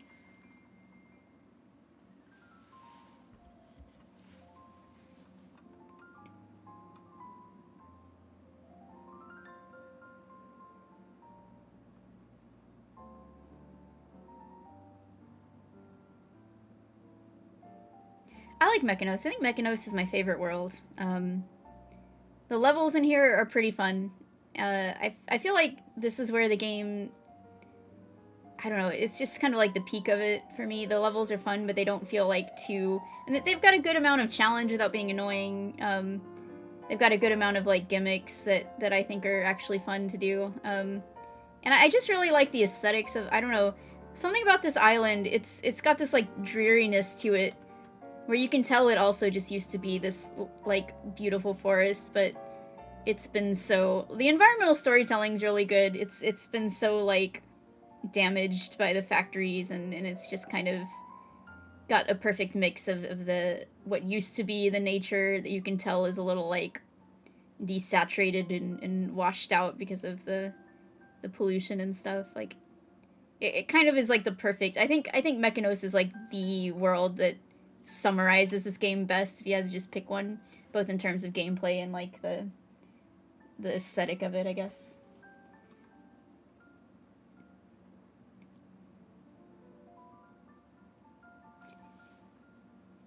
Krematoa gets worse as it goes, in my opinion. It peaks early and then...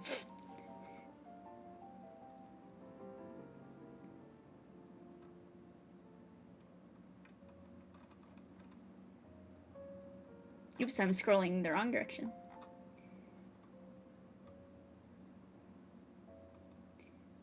Okay. And then, wow! How were we already at Chaos? There's a lot of this book left. I know. I got your plan. But... The great and powerful Chaos is not one to let his Krem underlings do all the work. Here it is, only halfway through this adventure, and he's already getting... Hold on a sec. Wait a sec. The, picture up here is from the actual final battle of the game. Giving you a little preview. But, computerized carnage. Like, you saying the great and powerful Trixie, which I know what that's a reference to, but that just reminds me... Untouched by time, this song again. Lives the life that man has forgotten. It just reminds me of how many people, to this day, persistently think that Dixie's name is Trixie. Like, it's just, one of those things that people get wrong. I see her called Trixie Kong to this day. Some people still do that.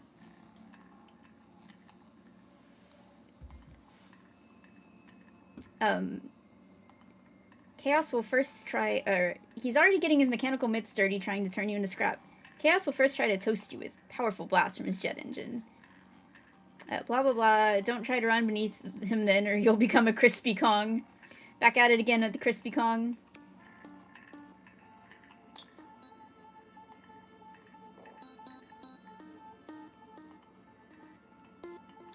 I, love that K. Rool put his love of boxing into his robot.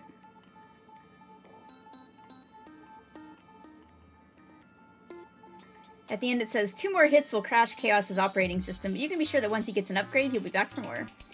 Who is upgrading him, I wonder?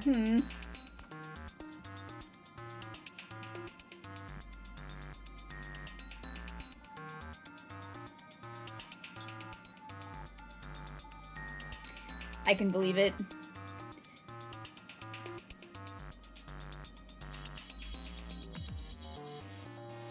I think Chaos's helmet looks really cool. Shooting lasers out, and he looks a lot cooler with the helmet on. His actual face is kind of dumb. It kind of freaks me out. I think it would have been maybe better. Why didn't he just make it like a Robo Kremling face or something? You know, kind of like the ones that we get in DK3 eventually. I guess, you know, similar to what we were talking about with the clasps and stuff. It might have not fit under the helmet very well, but I don't know why he made it so, like, humanoid looking. But yeah, I think he should keep the helmet on. It's, like, way cooler.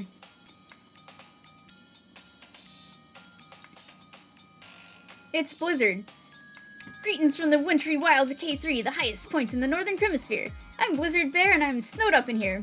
I don't mind cabin fever, but I sure miss seeing my family. Can you deliver a message for me? I miss my family, Kitty Kong.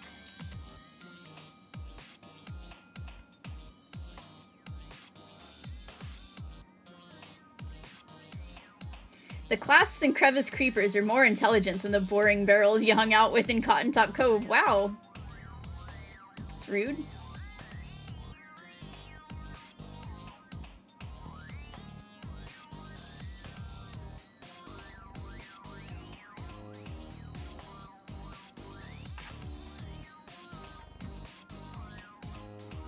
I don't know why the background here, because I feel like it doesn't look like this in the actual level, but if you look at the map, like the far background of the level looks like the frickin' Earthbound background or something.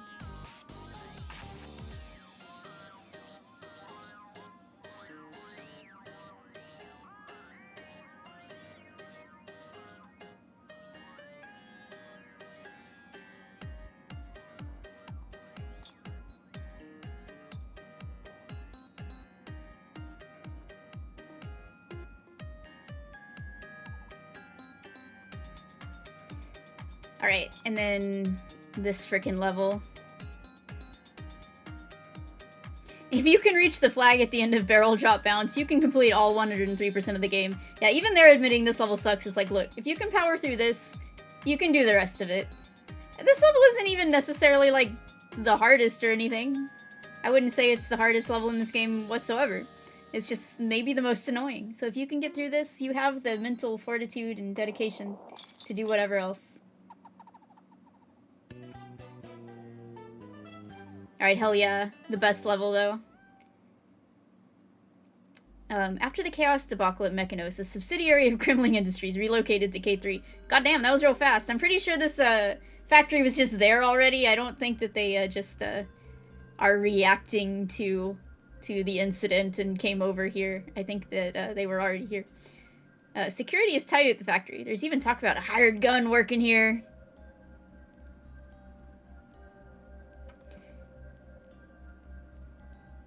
So, Croc, you know, obviously because it's called Crackshot Croc and makes sense, but Croc is the name they are using for the sniper here. Crosshair is fun as well, but Croc or Crackshot or whatever is the name that people usually use for our favorite unseen sniper Kremling. I mean, it's fair, you kind of gotta talk about guns when it's this level, you know? They actually hired whoever wrote this guide was like obsessed with guns, and they picked them specifically because of this level. They were like, you're gonna be perfect when you get there, you know?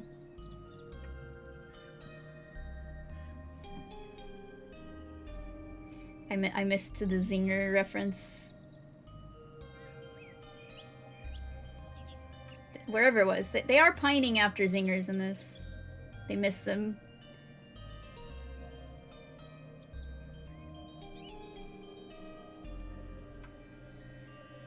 Over here, when it's talking about the best bonus in the game, it says this might be the coolest Kremling bonus area in the game. You're the Crackshot Croc, and okay, and you have a license to liquidate.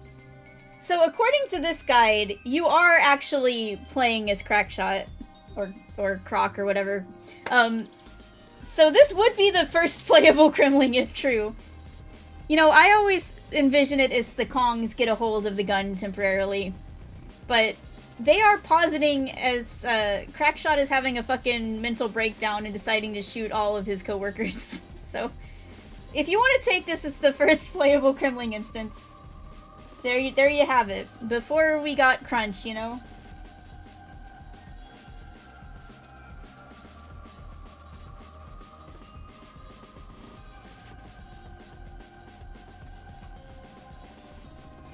Nobody really knows where Linguins came from, but a handful of zoologists suspect that these pesky birds are a cross between a lemming, a penguin, and a ton of trouble.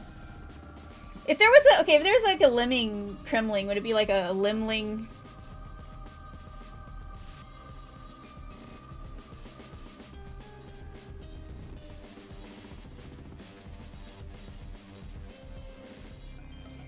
Alright, you know what? It's break time again, and I found the perfect page to leave you on. You can check out Bleak's dumpy body, his beautiful body shape, and I will be back in a few minutes. I gotta go to the bathroom. I don't know, Crunch is a sweetie. He's a precious baby boy. He would never do such a thing. Alright, I'll be back in a few. May or may not shove a banana in my mouth as well.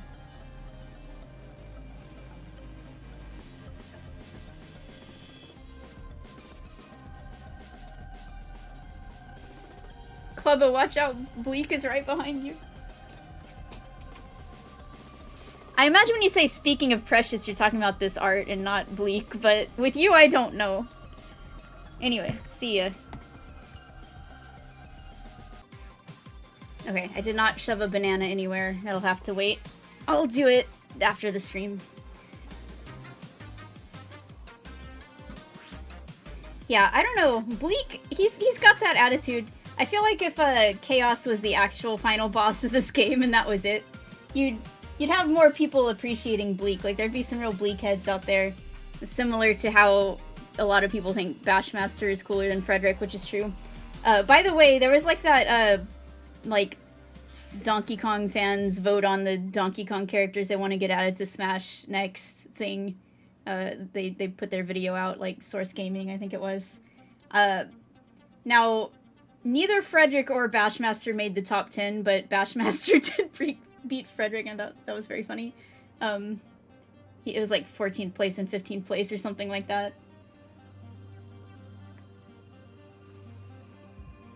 You know, I voted for Dixie because that's like the actual honest, like, thing that I would vote for, but I had I known she would win anyway, which is justified, but I could have put in my meme clump vote. It's not a meme, I'm serious. But, yeah, I feel like, Bleak has some, he's got some vibes to him. He's he's memorable, that's for sure. Yeah, like, for sure.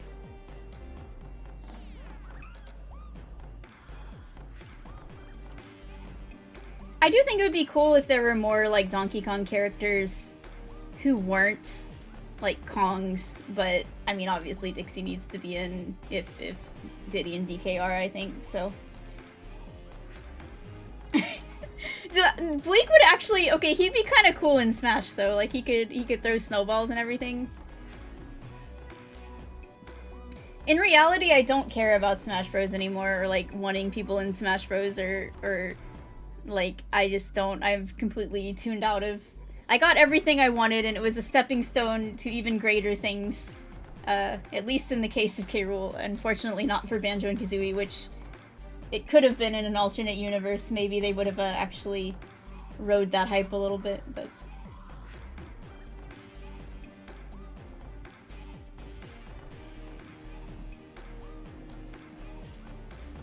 The fact is, I'm not very good at Smash Bros, and you'll find that out when I'm forced to play Smash Bros for the chronology.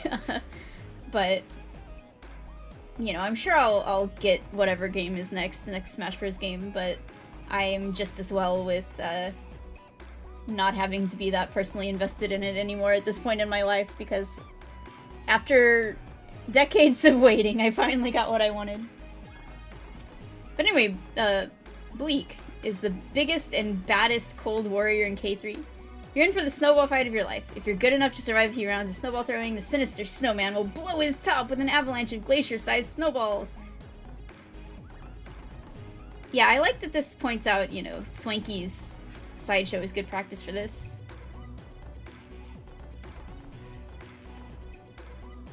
This battle is very fun, I think. Pretty challenging. I just noticed that he's got the Bluster Kong fashion sense, basically, where he's just wearing the cuffs. Which Poppy has that going on too, right? Do Poppy, Kong, and Bleak have a connection? Benny, Bjorn is not on this page, unfortunately, but Benny says, "How's it going? I'm Benny Bear. I run a chairlift operation here on Razor Ridge with my brother Bjorn. Of course, business is better when the chairs are up and running, eh? Bjorn's chair needs some serious fixin'. Can you help him?" Yeah, K. Rool wrote it. We talked about that earlier. Copter, there he is. I don't know. Cold Warrior might have been intentional, honestly. They love their little puns in these.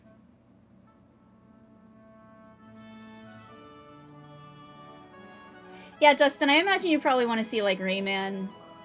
I think Bomberman in Smash would be really cool as more than an assist trophy. They could upgrade Bomberman. That was, like, Victor's most wanted edition, and unfortunately got deconfirmed as just being an assist trophy pretty early. I'm over here, like, popping the fuck off, and Victor's just kind of like, oh. All Bomberman gets is yep, it's him. Poppy Kong, this actually, yeah, Bleak was Poppy Kong all along. You just gotta knock the snow off.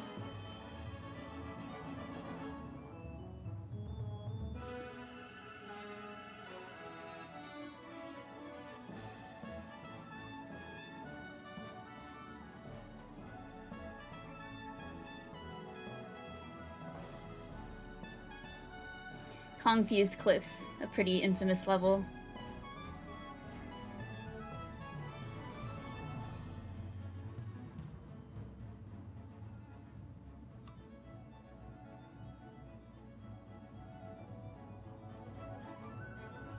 Your goody buddy on guard. Stop trying to make goody happen, Nintendo Power.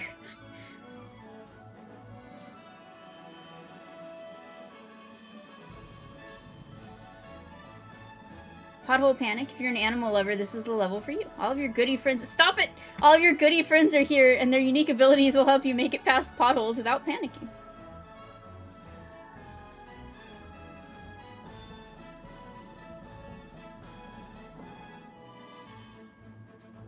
Yeah, to me, when I hear the word goody, I think of like a... like something you would get at like a birthday party or something, like... Everyone came, we're giving you all some goodies to take home. Maybe like a special treat or something, like a cupcake. Yeah, exactly. Actually, there's a Dragon Quest monster called Goodie Bags that I really like, and I'm playing Dragon Quest Monsters, the Dark Prince right now, and we got one on our team, and I'm happy about it. Because we had one in Dragon Quest V, too. His name was Gumdrop, so I also named this one Gumdrops. I really like Goodie Bags. Goodie Bags is... yeah. if you're a nipple connoisseur...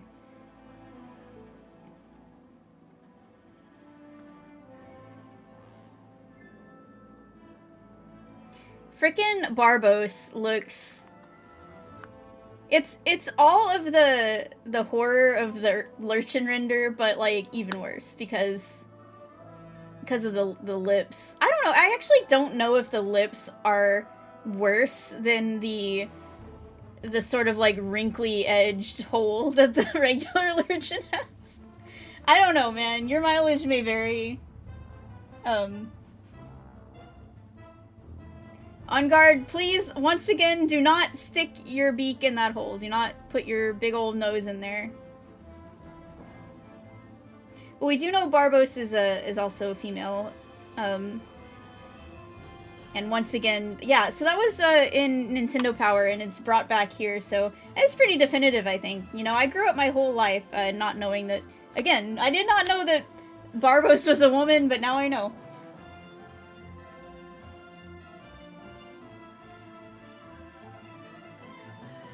On guard will stick his bill in the hole regardless of gender, and I'm just saying that he can also get diseases either way, so I'm just telling him to be careful, you know, be smart about it. Barbos, the mother of all spiny things, is one of the most complex bosses in DKC3. As on guard, you'll fight pins with needles, or in this case, your swordfish bill. There are 3 stages to defeating the Princess of Pincushions. Oh, she's a princess. You know what? They're always putting all the princesses in the Mario stuff. We get all the princesses and baby versions of them in Mario Kart. So when is Princess Barbos going to be in Mario Kart World? And baby Princess Barbos? You know, that's going to be in any day now, the Donkey Kong DLC expansion.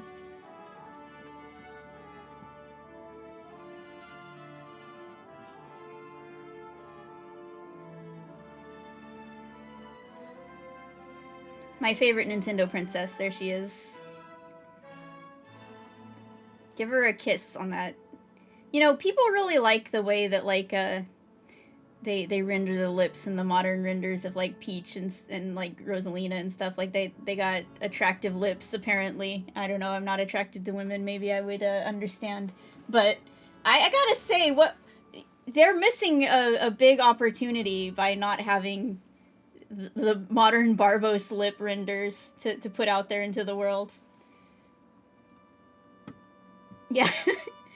It's just like this render exactly, and in fact, like, she's not even animated or anything. It's just like this stuck into a cart going around. I mean, I think she's pretty smart. I don't know. She, like it says here, she's one of the most complex bosses.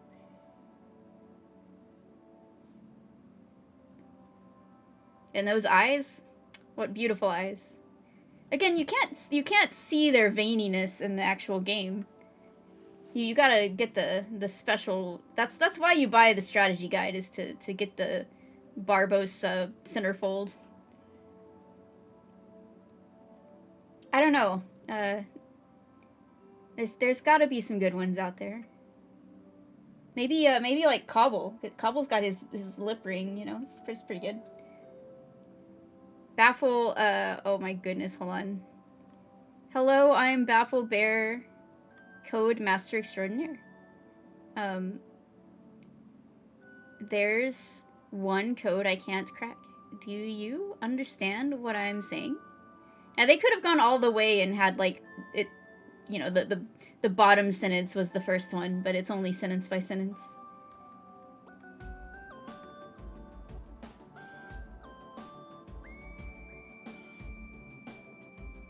Alright, we made it to Chaos Core, where Chaos the robot lives in his fancy castle.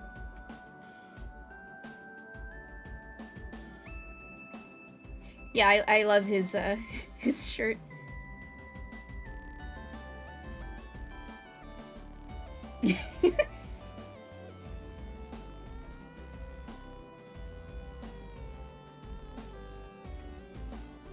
It's them! A barrel. I don't know why this render, they're like, their red on the top is not there. You'd think this is like a black and white monochrome render, but it's not, because their eyes are still correct, but... The boob arrows.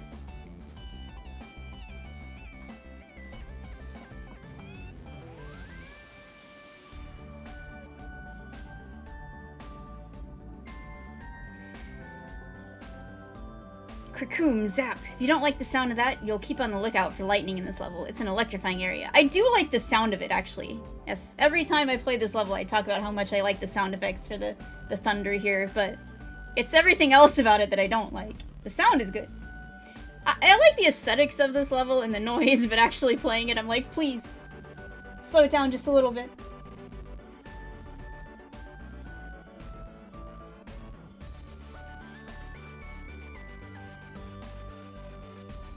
I don't know, we need more, like, renders of guys and, like, gaming men, like, making duck face or something so I can evaluate their lips better. You've pushed Coin around one too many times. Now he's rounded up his cousins, the Coin Dozer clan, to get even for all the DK coins you've taken from him.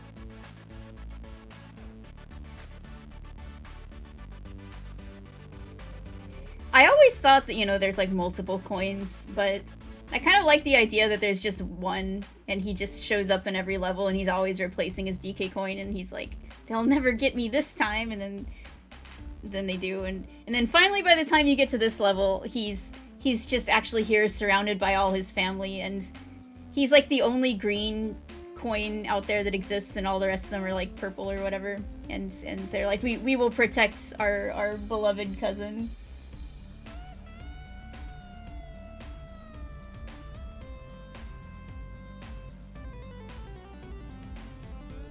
Oh, hey, did I get some new like subs or something?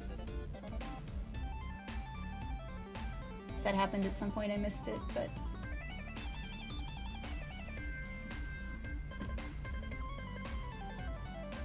I thought my alerts would be working at this point. They should be, but...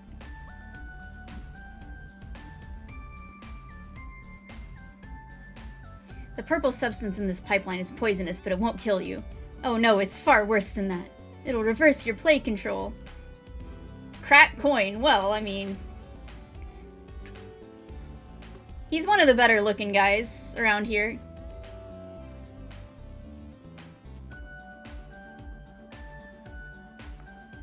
I don't know. I don't think lips are like normally a thing that I pay that much attention to be fair.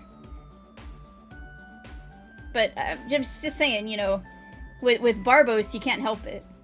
Like I said, I'm not even normally attracted to women, but those lips, they make you stop and stare.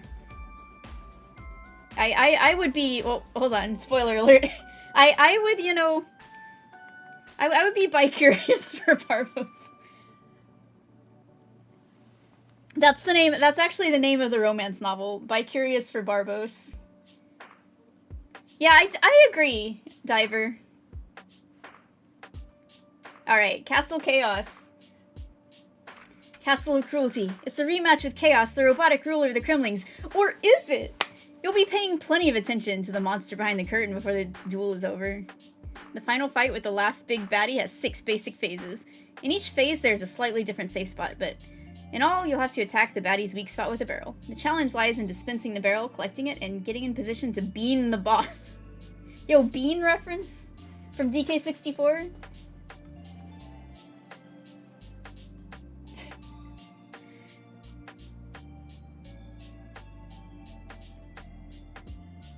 I'm just imagining like one of those like romance novel covers where like the woman is all like fainting against the love interest, but it's just Barbos.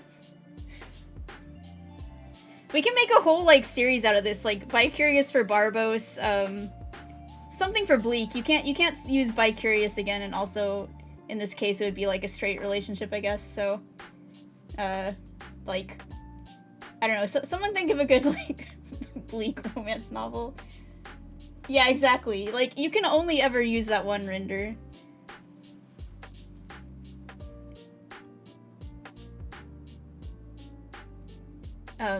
Chaos, the giant robot from Mechanos, is back, but he hasn't recovered from the beating you gave him. To send him back to the scrap heap, grab the blah blah blah blah blah blah. I don't care about reading this.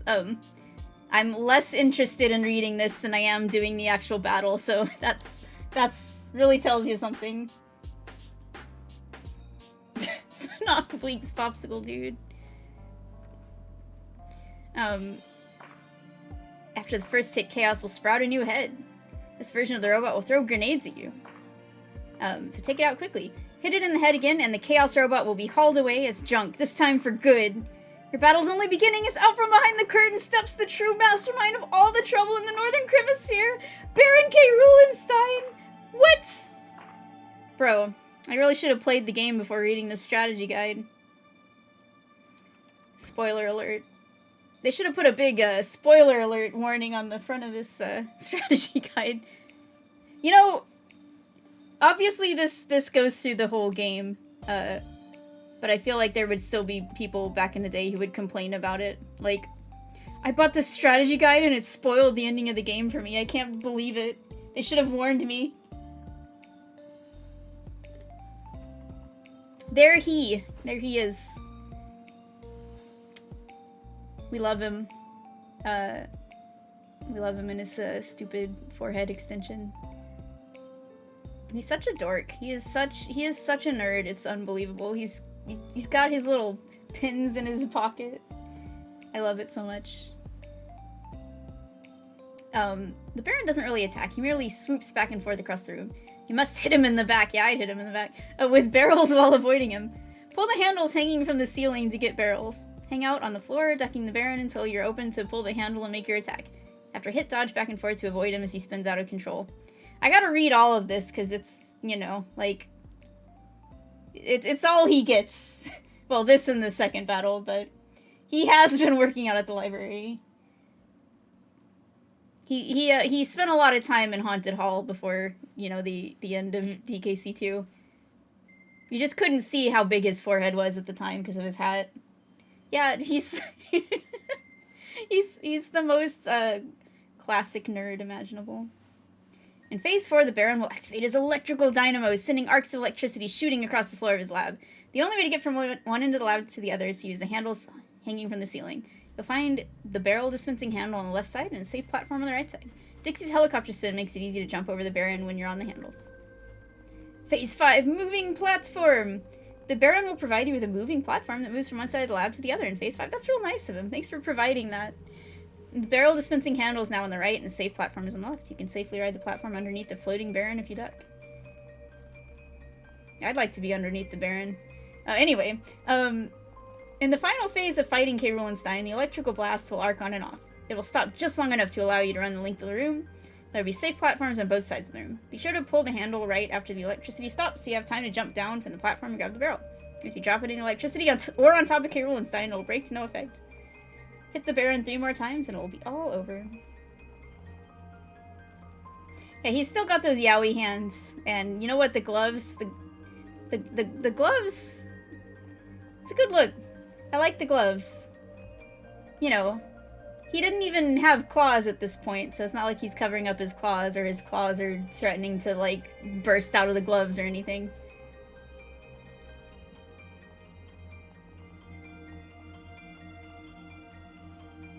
What Lost World? Come on, of course there's a Lost World in DKC3. If you weren't able to figure out its location from the hints dropped by Blunderbear, here's an explanation of how to open the passage to Krematoa, the Lost World of the Kremlings. You probably noticed 4 rocks in the water to the east of Mechanos. Circle those rocks several times in your current funky vehicle. I don't know why it fucking took so long when I did it this past time. I don't know what I was doing wrong. But we got there eventually.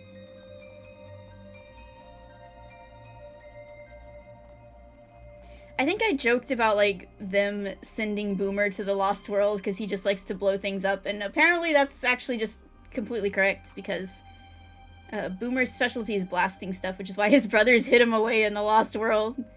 With all his explosive toys, he was simply too dangerous for the surface world.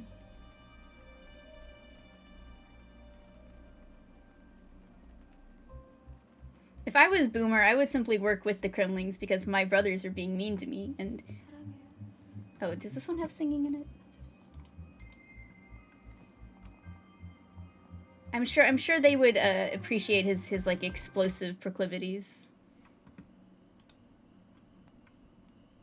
Yeah, you know, actually his brothers were always just teasing him by saying "Okay, Boomer" all the time, and that was all that was needed. He just went and hid here of his own volition to get away from their meanness. Well, it's, you know, they kind of gotta tell you about it in the strategy guide.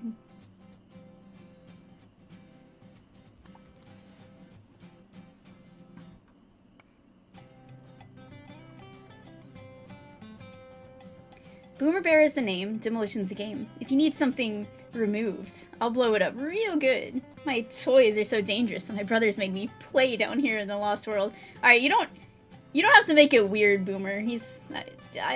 maybe I get it now. He's a little weird about it.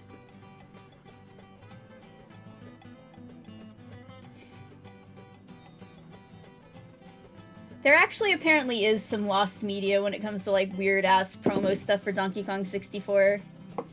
Unfortunately, there's apparently, like, stuff out there that was used to promo the game that just isn't online anymore. According to Notator, anyway, who's, like, the expert in that for some reason.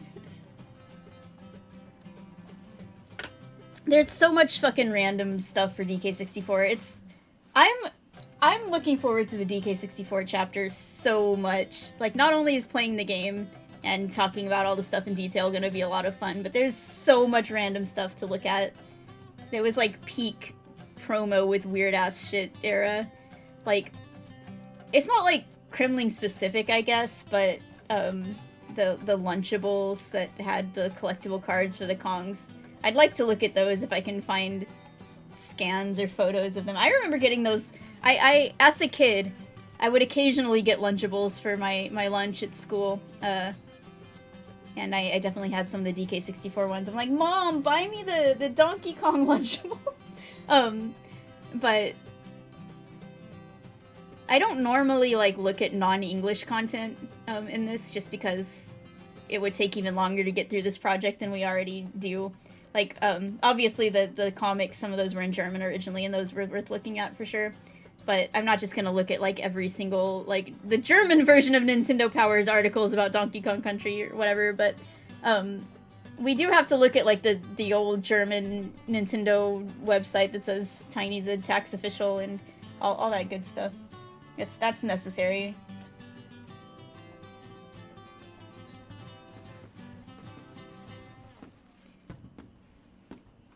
appropriate for today. This song has fireworks at the end of it, so you are not hearing those from outside.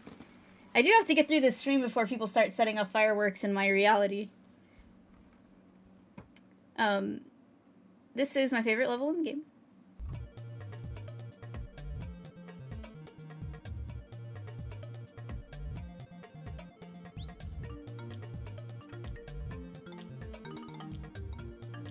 A trigger-happy bazooka sits at the bottom of crisscross cliffs. If you can, I was thinking, by the way, is this the only time like the sprite of bazooka looking up is used? I think this might be the only one in the whole game that shoots upwards, but that might be wrong. I don't remember.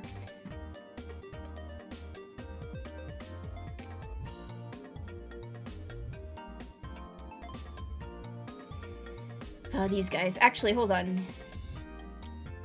I think this level is the first actual appearance of Cuff and Clout because they're only in this world. I don't think they're mentioned, though.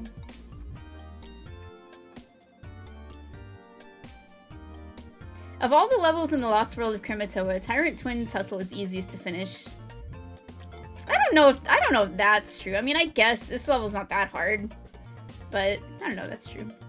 Jumping through, like, when they do, like, the high jumps, and you have to, like, jump through the middle of them, that can be a little tricky. Otherwise, yeah, that's pretty easy, I guess. This is the one with the stupid bonus in it, though, isn't it? It might not be. No, that's the frickin', I almost want to go see what they said about the dang, like... Because that's in the barrel, the boo barrel level.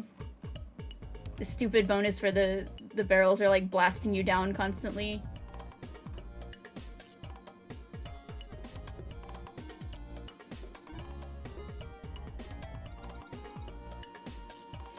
Create his web platforms against the wall.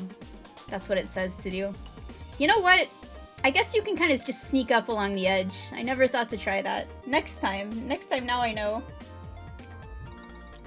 Hi, Alanim. They really are. You know, I expected to get through this guide in like an hour and a half or something, but it's been like 2.5 hours instead. We're almost at the end, but they're a delight.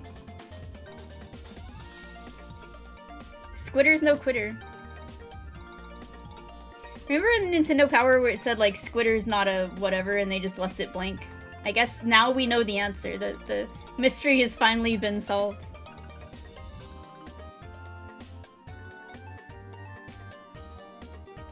Swoopy Salvo is the foulest level in the Lost World of Krematoa.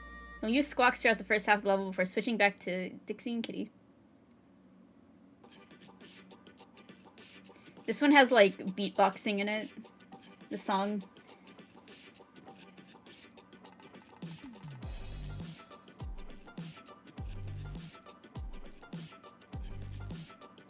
I'm trying to see if they say something about, like, the really annoying, where like, the swoopies are coming out and you have to, like, go through the door as squawks to get to the bonus.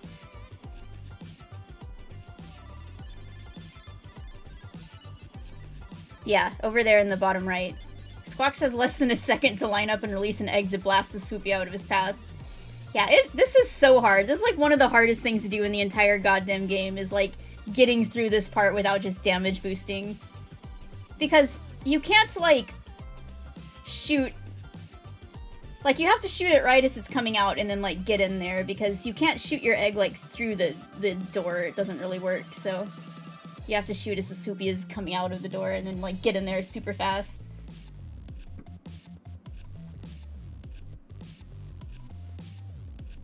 Yeah. Kitty viewed from the side.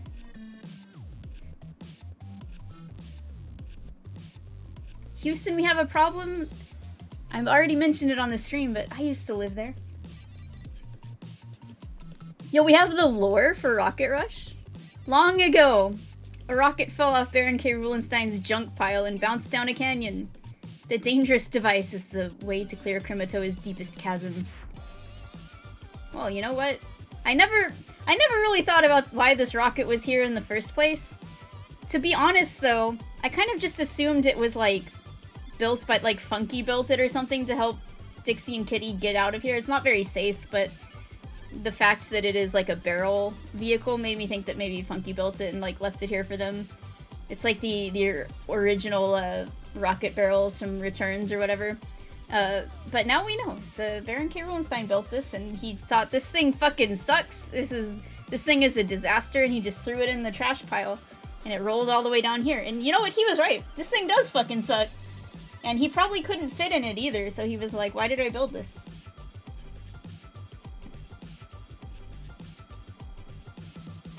Yeah, the question is, will we get the Kiddy Kong statue in Bonanza, or will he continue to be snubbed as the only playable Kong who is not represented?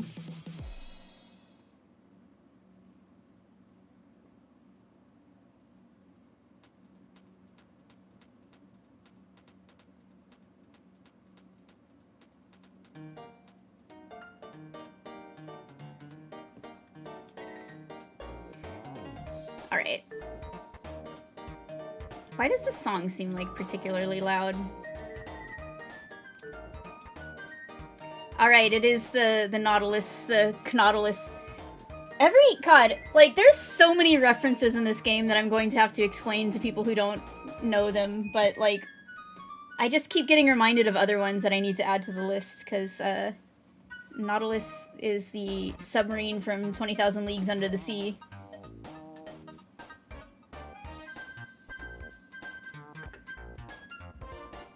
Yeah, this is their chance to redeem Kiddy Kong in the eyes of millions. Like, they really gotta make it count. That's why the Kiddy Kong statue is taking so long to get to us, you know? They have to have their top character design scientists working on it. Here it is, the fiercest fight in the entire game. The gears in Boomer's bomb shelter yanked the anchor loose on Baron K. Rulenstein's secret submarine, the Knotilus. The Baron isn't gonna cut you a break like he did in Castle Chaos. I don't know, I don't think he was cutting us a break, really. I mean, he did provide us with that nice, convenient, moving platform. If we didn't have that, we wouldn't have anything to do, because the electricity was on the whole floor. He's dumped the entire contents of his bag of dirty tricks out in plain view. Oh man. Baron, keep that to yourself. Dodge the bouncing fireballs, the bouncing Cheeto Puffs, and keep your head low as you scramble to pick up a steel barrel. Blah, blah, blah, blah, blah, blah, blah. This is boring. I was gonna say this battle is boring, but it's so boring that the word boring came out first. I'm just not a fan of the final battles in this game. Like, this one or the first real final battle. I don't know. I never enjoy actually getting to them and doing them. I like Baron K. Rulenstein himself, but I don't like actually fighting him. It just, compared to the first two DKC games, it's just not nearly as fun. It's just all about picking up barrels and throwing them and, like, throwing them into the background and having to time it, and it's just... You can just get punished so easily for, like, a slightly mistimed throw, and it's... And like, his hitbox for even when you have to throw at him directly is weird. It's like his ass, basically. You can't, like, throw it too high on his flying machine. You can't throw it too low on his feet, either. It's, like, basically kind of, like, right in the middle where his tail supposedly is.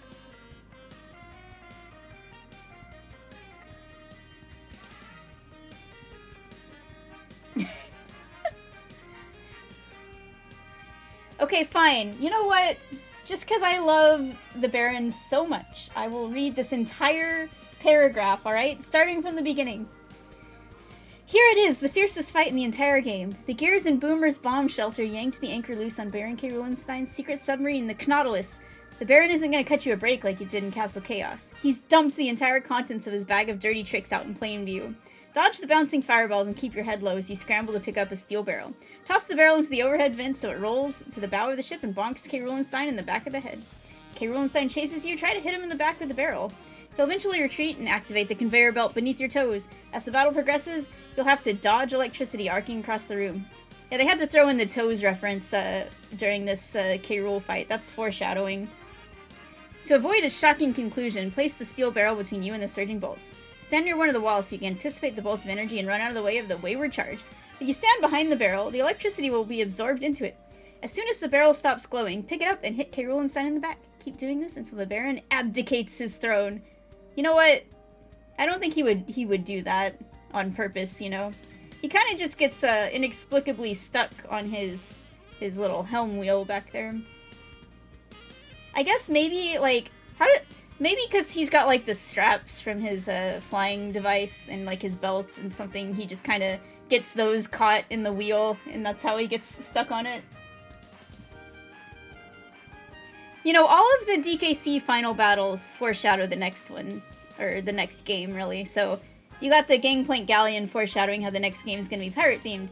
You got, like, the technological flying croc foreshadowing how the technology theme is going to be in the next game, and then here you've got, like, the lasers blasting you, foreshadowing, you know, Donkey Kong 64's big laser, and I guess also they wanted to throw in a little bit extra foreshadowing by mentioning toes. Now, what does DK64 meant to foreshadow? Unfortunately, we never really got to find out, now did we? What was Rare cooking? Yeah, they just leave him stuck, on the wheel. I'm sure he can get himself off of there eventually, which he does quickly enough. Beyond the bare essentials, where to find everything! Yo, I like Barter's pose here. He's like, hey, Barter Bear here. Heard you wanted to find everything. Why would you want to do that? Nobody finds everything. Well, except for that grumpy old ape. A Grumpy Kong? Do you want to end up like him? How about if we make a deal and you give me all your stuff, okay? Alright, Barter. No. No, Barter. I like that they put Brash front and center, as it should be.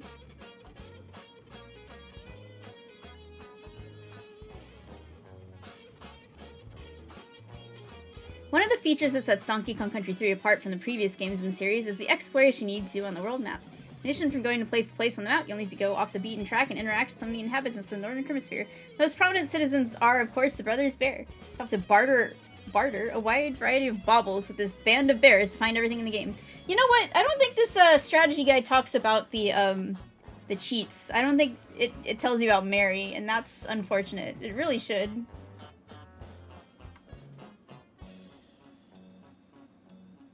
Yeah, Jungle Climber has a lot of connections with Bonanza, actually. It's gonna be crazy when we get there, because even as I was just playing Bonanza, I was like, you know, Jungle Climber had these like, crystalline bananas, that were essentially just the Banandium gems. Did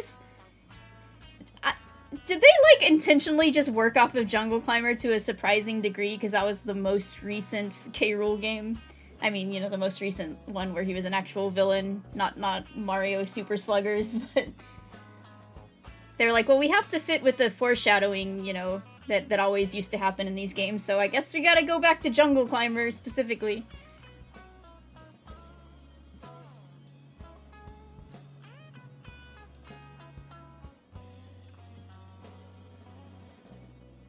I like that,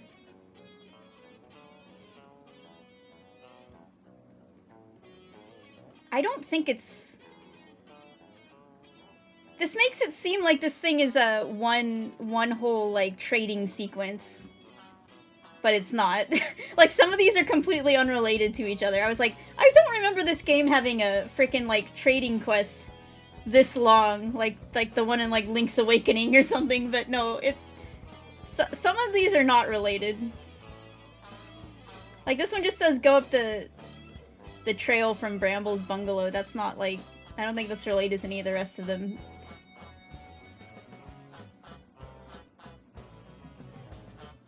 I do love that there's, like, you know, special descriptions of all of the bears here. We have to at least look at Brash's. Brash doesn't want anything from you except perhaps for you to bow down and acknowledge him as the greatest athlete in the Northern Kremisphere. In fact, Brash's greatest accomplishment is his record in Riverside Race. Beat his time and he'll have a titanic tantrum, which will break loose a branch outside of his cabin. This branch will bridge the river, allowing you access to a cave with a banana bird inside. Brash doesn't want anything except for you to literally worship him for being a mediocre speedrunner. I would never even ask that of you, my viewers.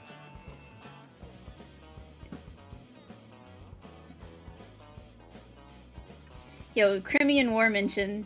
Crimean War veteran Bazooka Bear has been posted to the barracks on Mykonos to command the old artillery piece Big Bessie.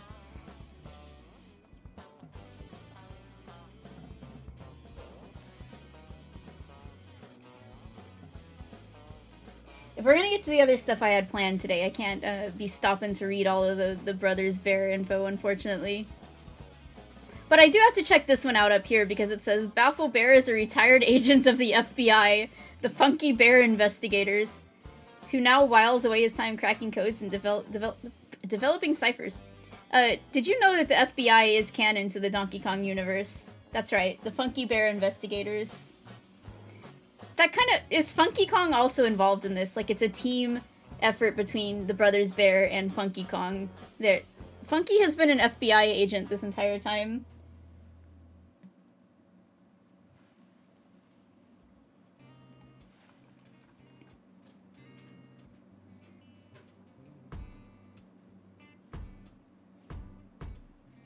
And then, this close-up of the banana bird.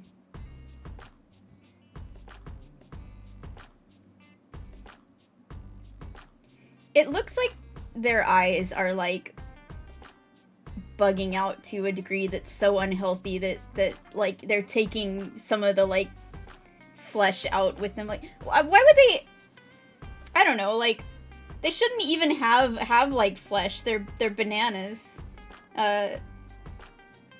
But I guess if you just, like, put the eyes on top of the banana, it would be, like, you know, white on white too much, so they had to put, like, something around them, but they just have, like, a little skin on there. So on the banana part of the bird, they also just have at least a little flesh around their eyeballs.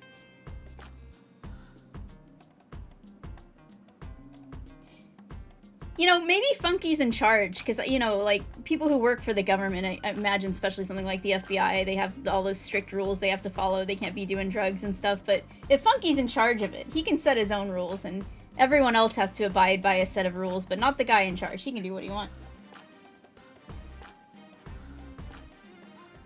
Well, the IRS exists because Tiny works for them, yeah.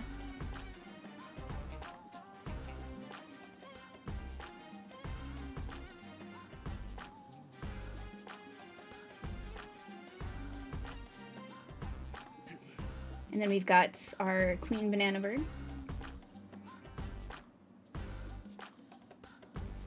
Throughout your adventures, kind old Wrinkly Kong has taken care of the banana birds.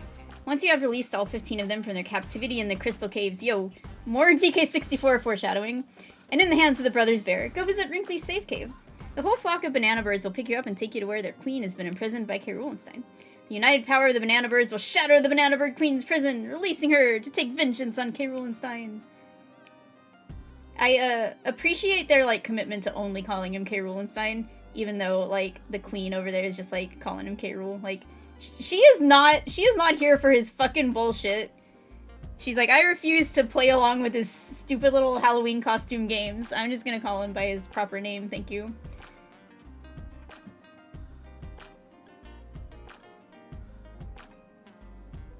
And, the grande finale, I don't know why they spelled it with an E at the end.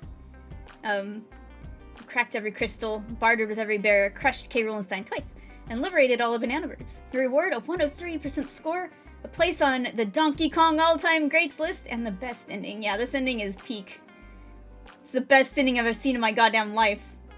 In the best ending, the Queen Banana Bird drops a big egg on Baron K. and Cranky Kong shows off his water skiing prowess. That's the real attraction here. It's Cranky's cool moves.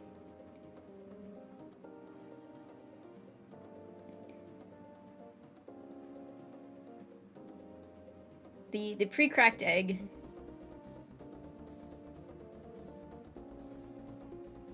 Maybe she used her magical powers to crack it on the way down. She just laid a normal egg, but just to make sure it would land on him and cover him up.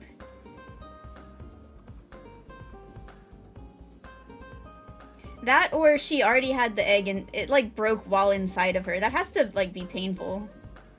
Jagged. So, here it mentions that it's possible to get more than 103%, but it doesn't tell you how. Like, some strategy guide this is.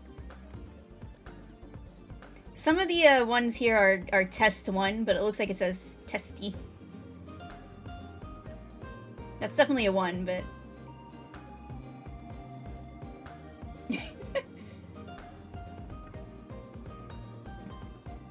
I don't know, like, they have legs, so they probably have bones in their legs, but maybe not in the rest of their, like, banana-formed part of their body.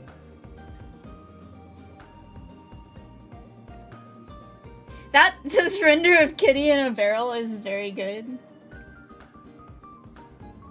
Dude, the freaking funky keychain? Can I still get this? If I call this number and subscribe to Nintendo Power, which still exists, can I still get the funky keychain?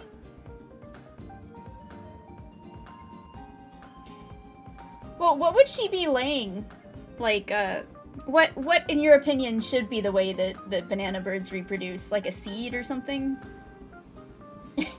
This is why we never saw Kitty again. He was sent into space, and the Fractone back there in the background is looking at him and everything. This Fractone knows what happened to Kitty. No one else does, though.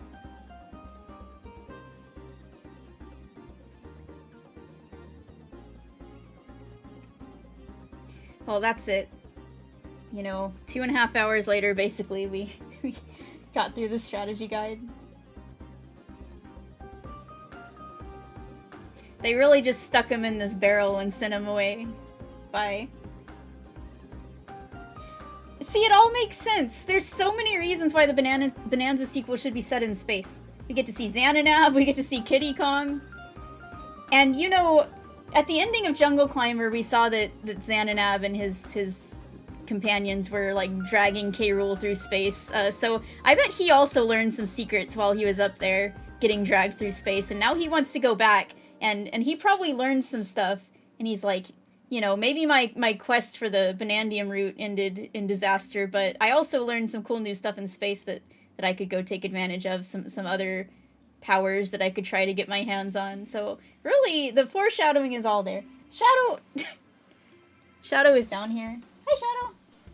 Hold on. I know that Victor sent him down here on purpose because he probably wants, Shadow probably has, needs. Hey! Let me see if I can get him on.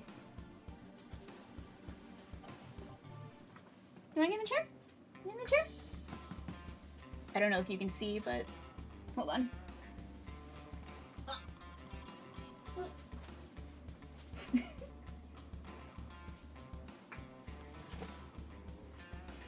You can tell I'm wearing pajamas under my dress today, because I was a little cold down here, actually. Last time he came down to this room, he would not let me grab him. He was being a real slippery snake, and like, he kept, like, evading me and running under my desk and stuff, but this time... I know, he hasn't been on the stream in so long. He's being such a good boy.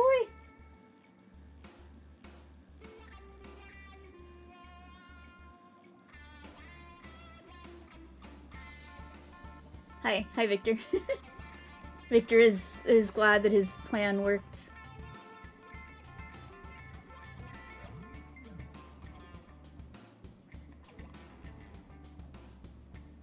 He doesn't actually like to be picked up and held usually, so he's been super good right now. Alright. Okay, well, you know what? I think that's a sign. That's a good way to end it, because I was starting to think that, like, the other little things I had planned for today, we might not get to them, because, I feel like this, I didn't think having the strategy guide, would be enough for, like, a single episode. I thought we'd get through this too quickly, and it was going to be, you know, I would want to fill the space with some other stuff, but, you know, the stream was pretty much 3 hours long, and I think that's enough, and I think we'll end it there. There's still some other, like, teeny little things that I'd like to get to, but we can fit them in elsewhere, because I'm, like, really hungry, and I kind of am running out of energy, so I think stopping here is probably the best idea. But it's, yeah, today was very fun, and we will start Donkey Kong Land 3 on the next episode, which is probably next weekend. I might be doing something on Saturday, so it might be an evening stream, or I might do it on Friday, we'll see. But I will let you know. Let's go back to, let's go to the end so we can see these Kiddy Kong renders again. But it has been a good day, and I will see you for Donkey Kong Land 3 very soon. Another game actually back to playing video games. And, yeah,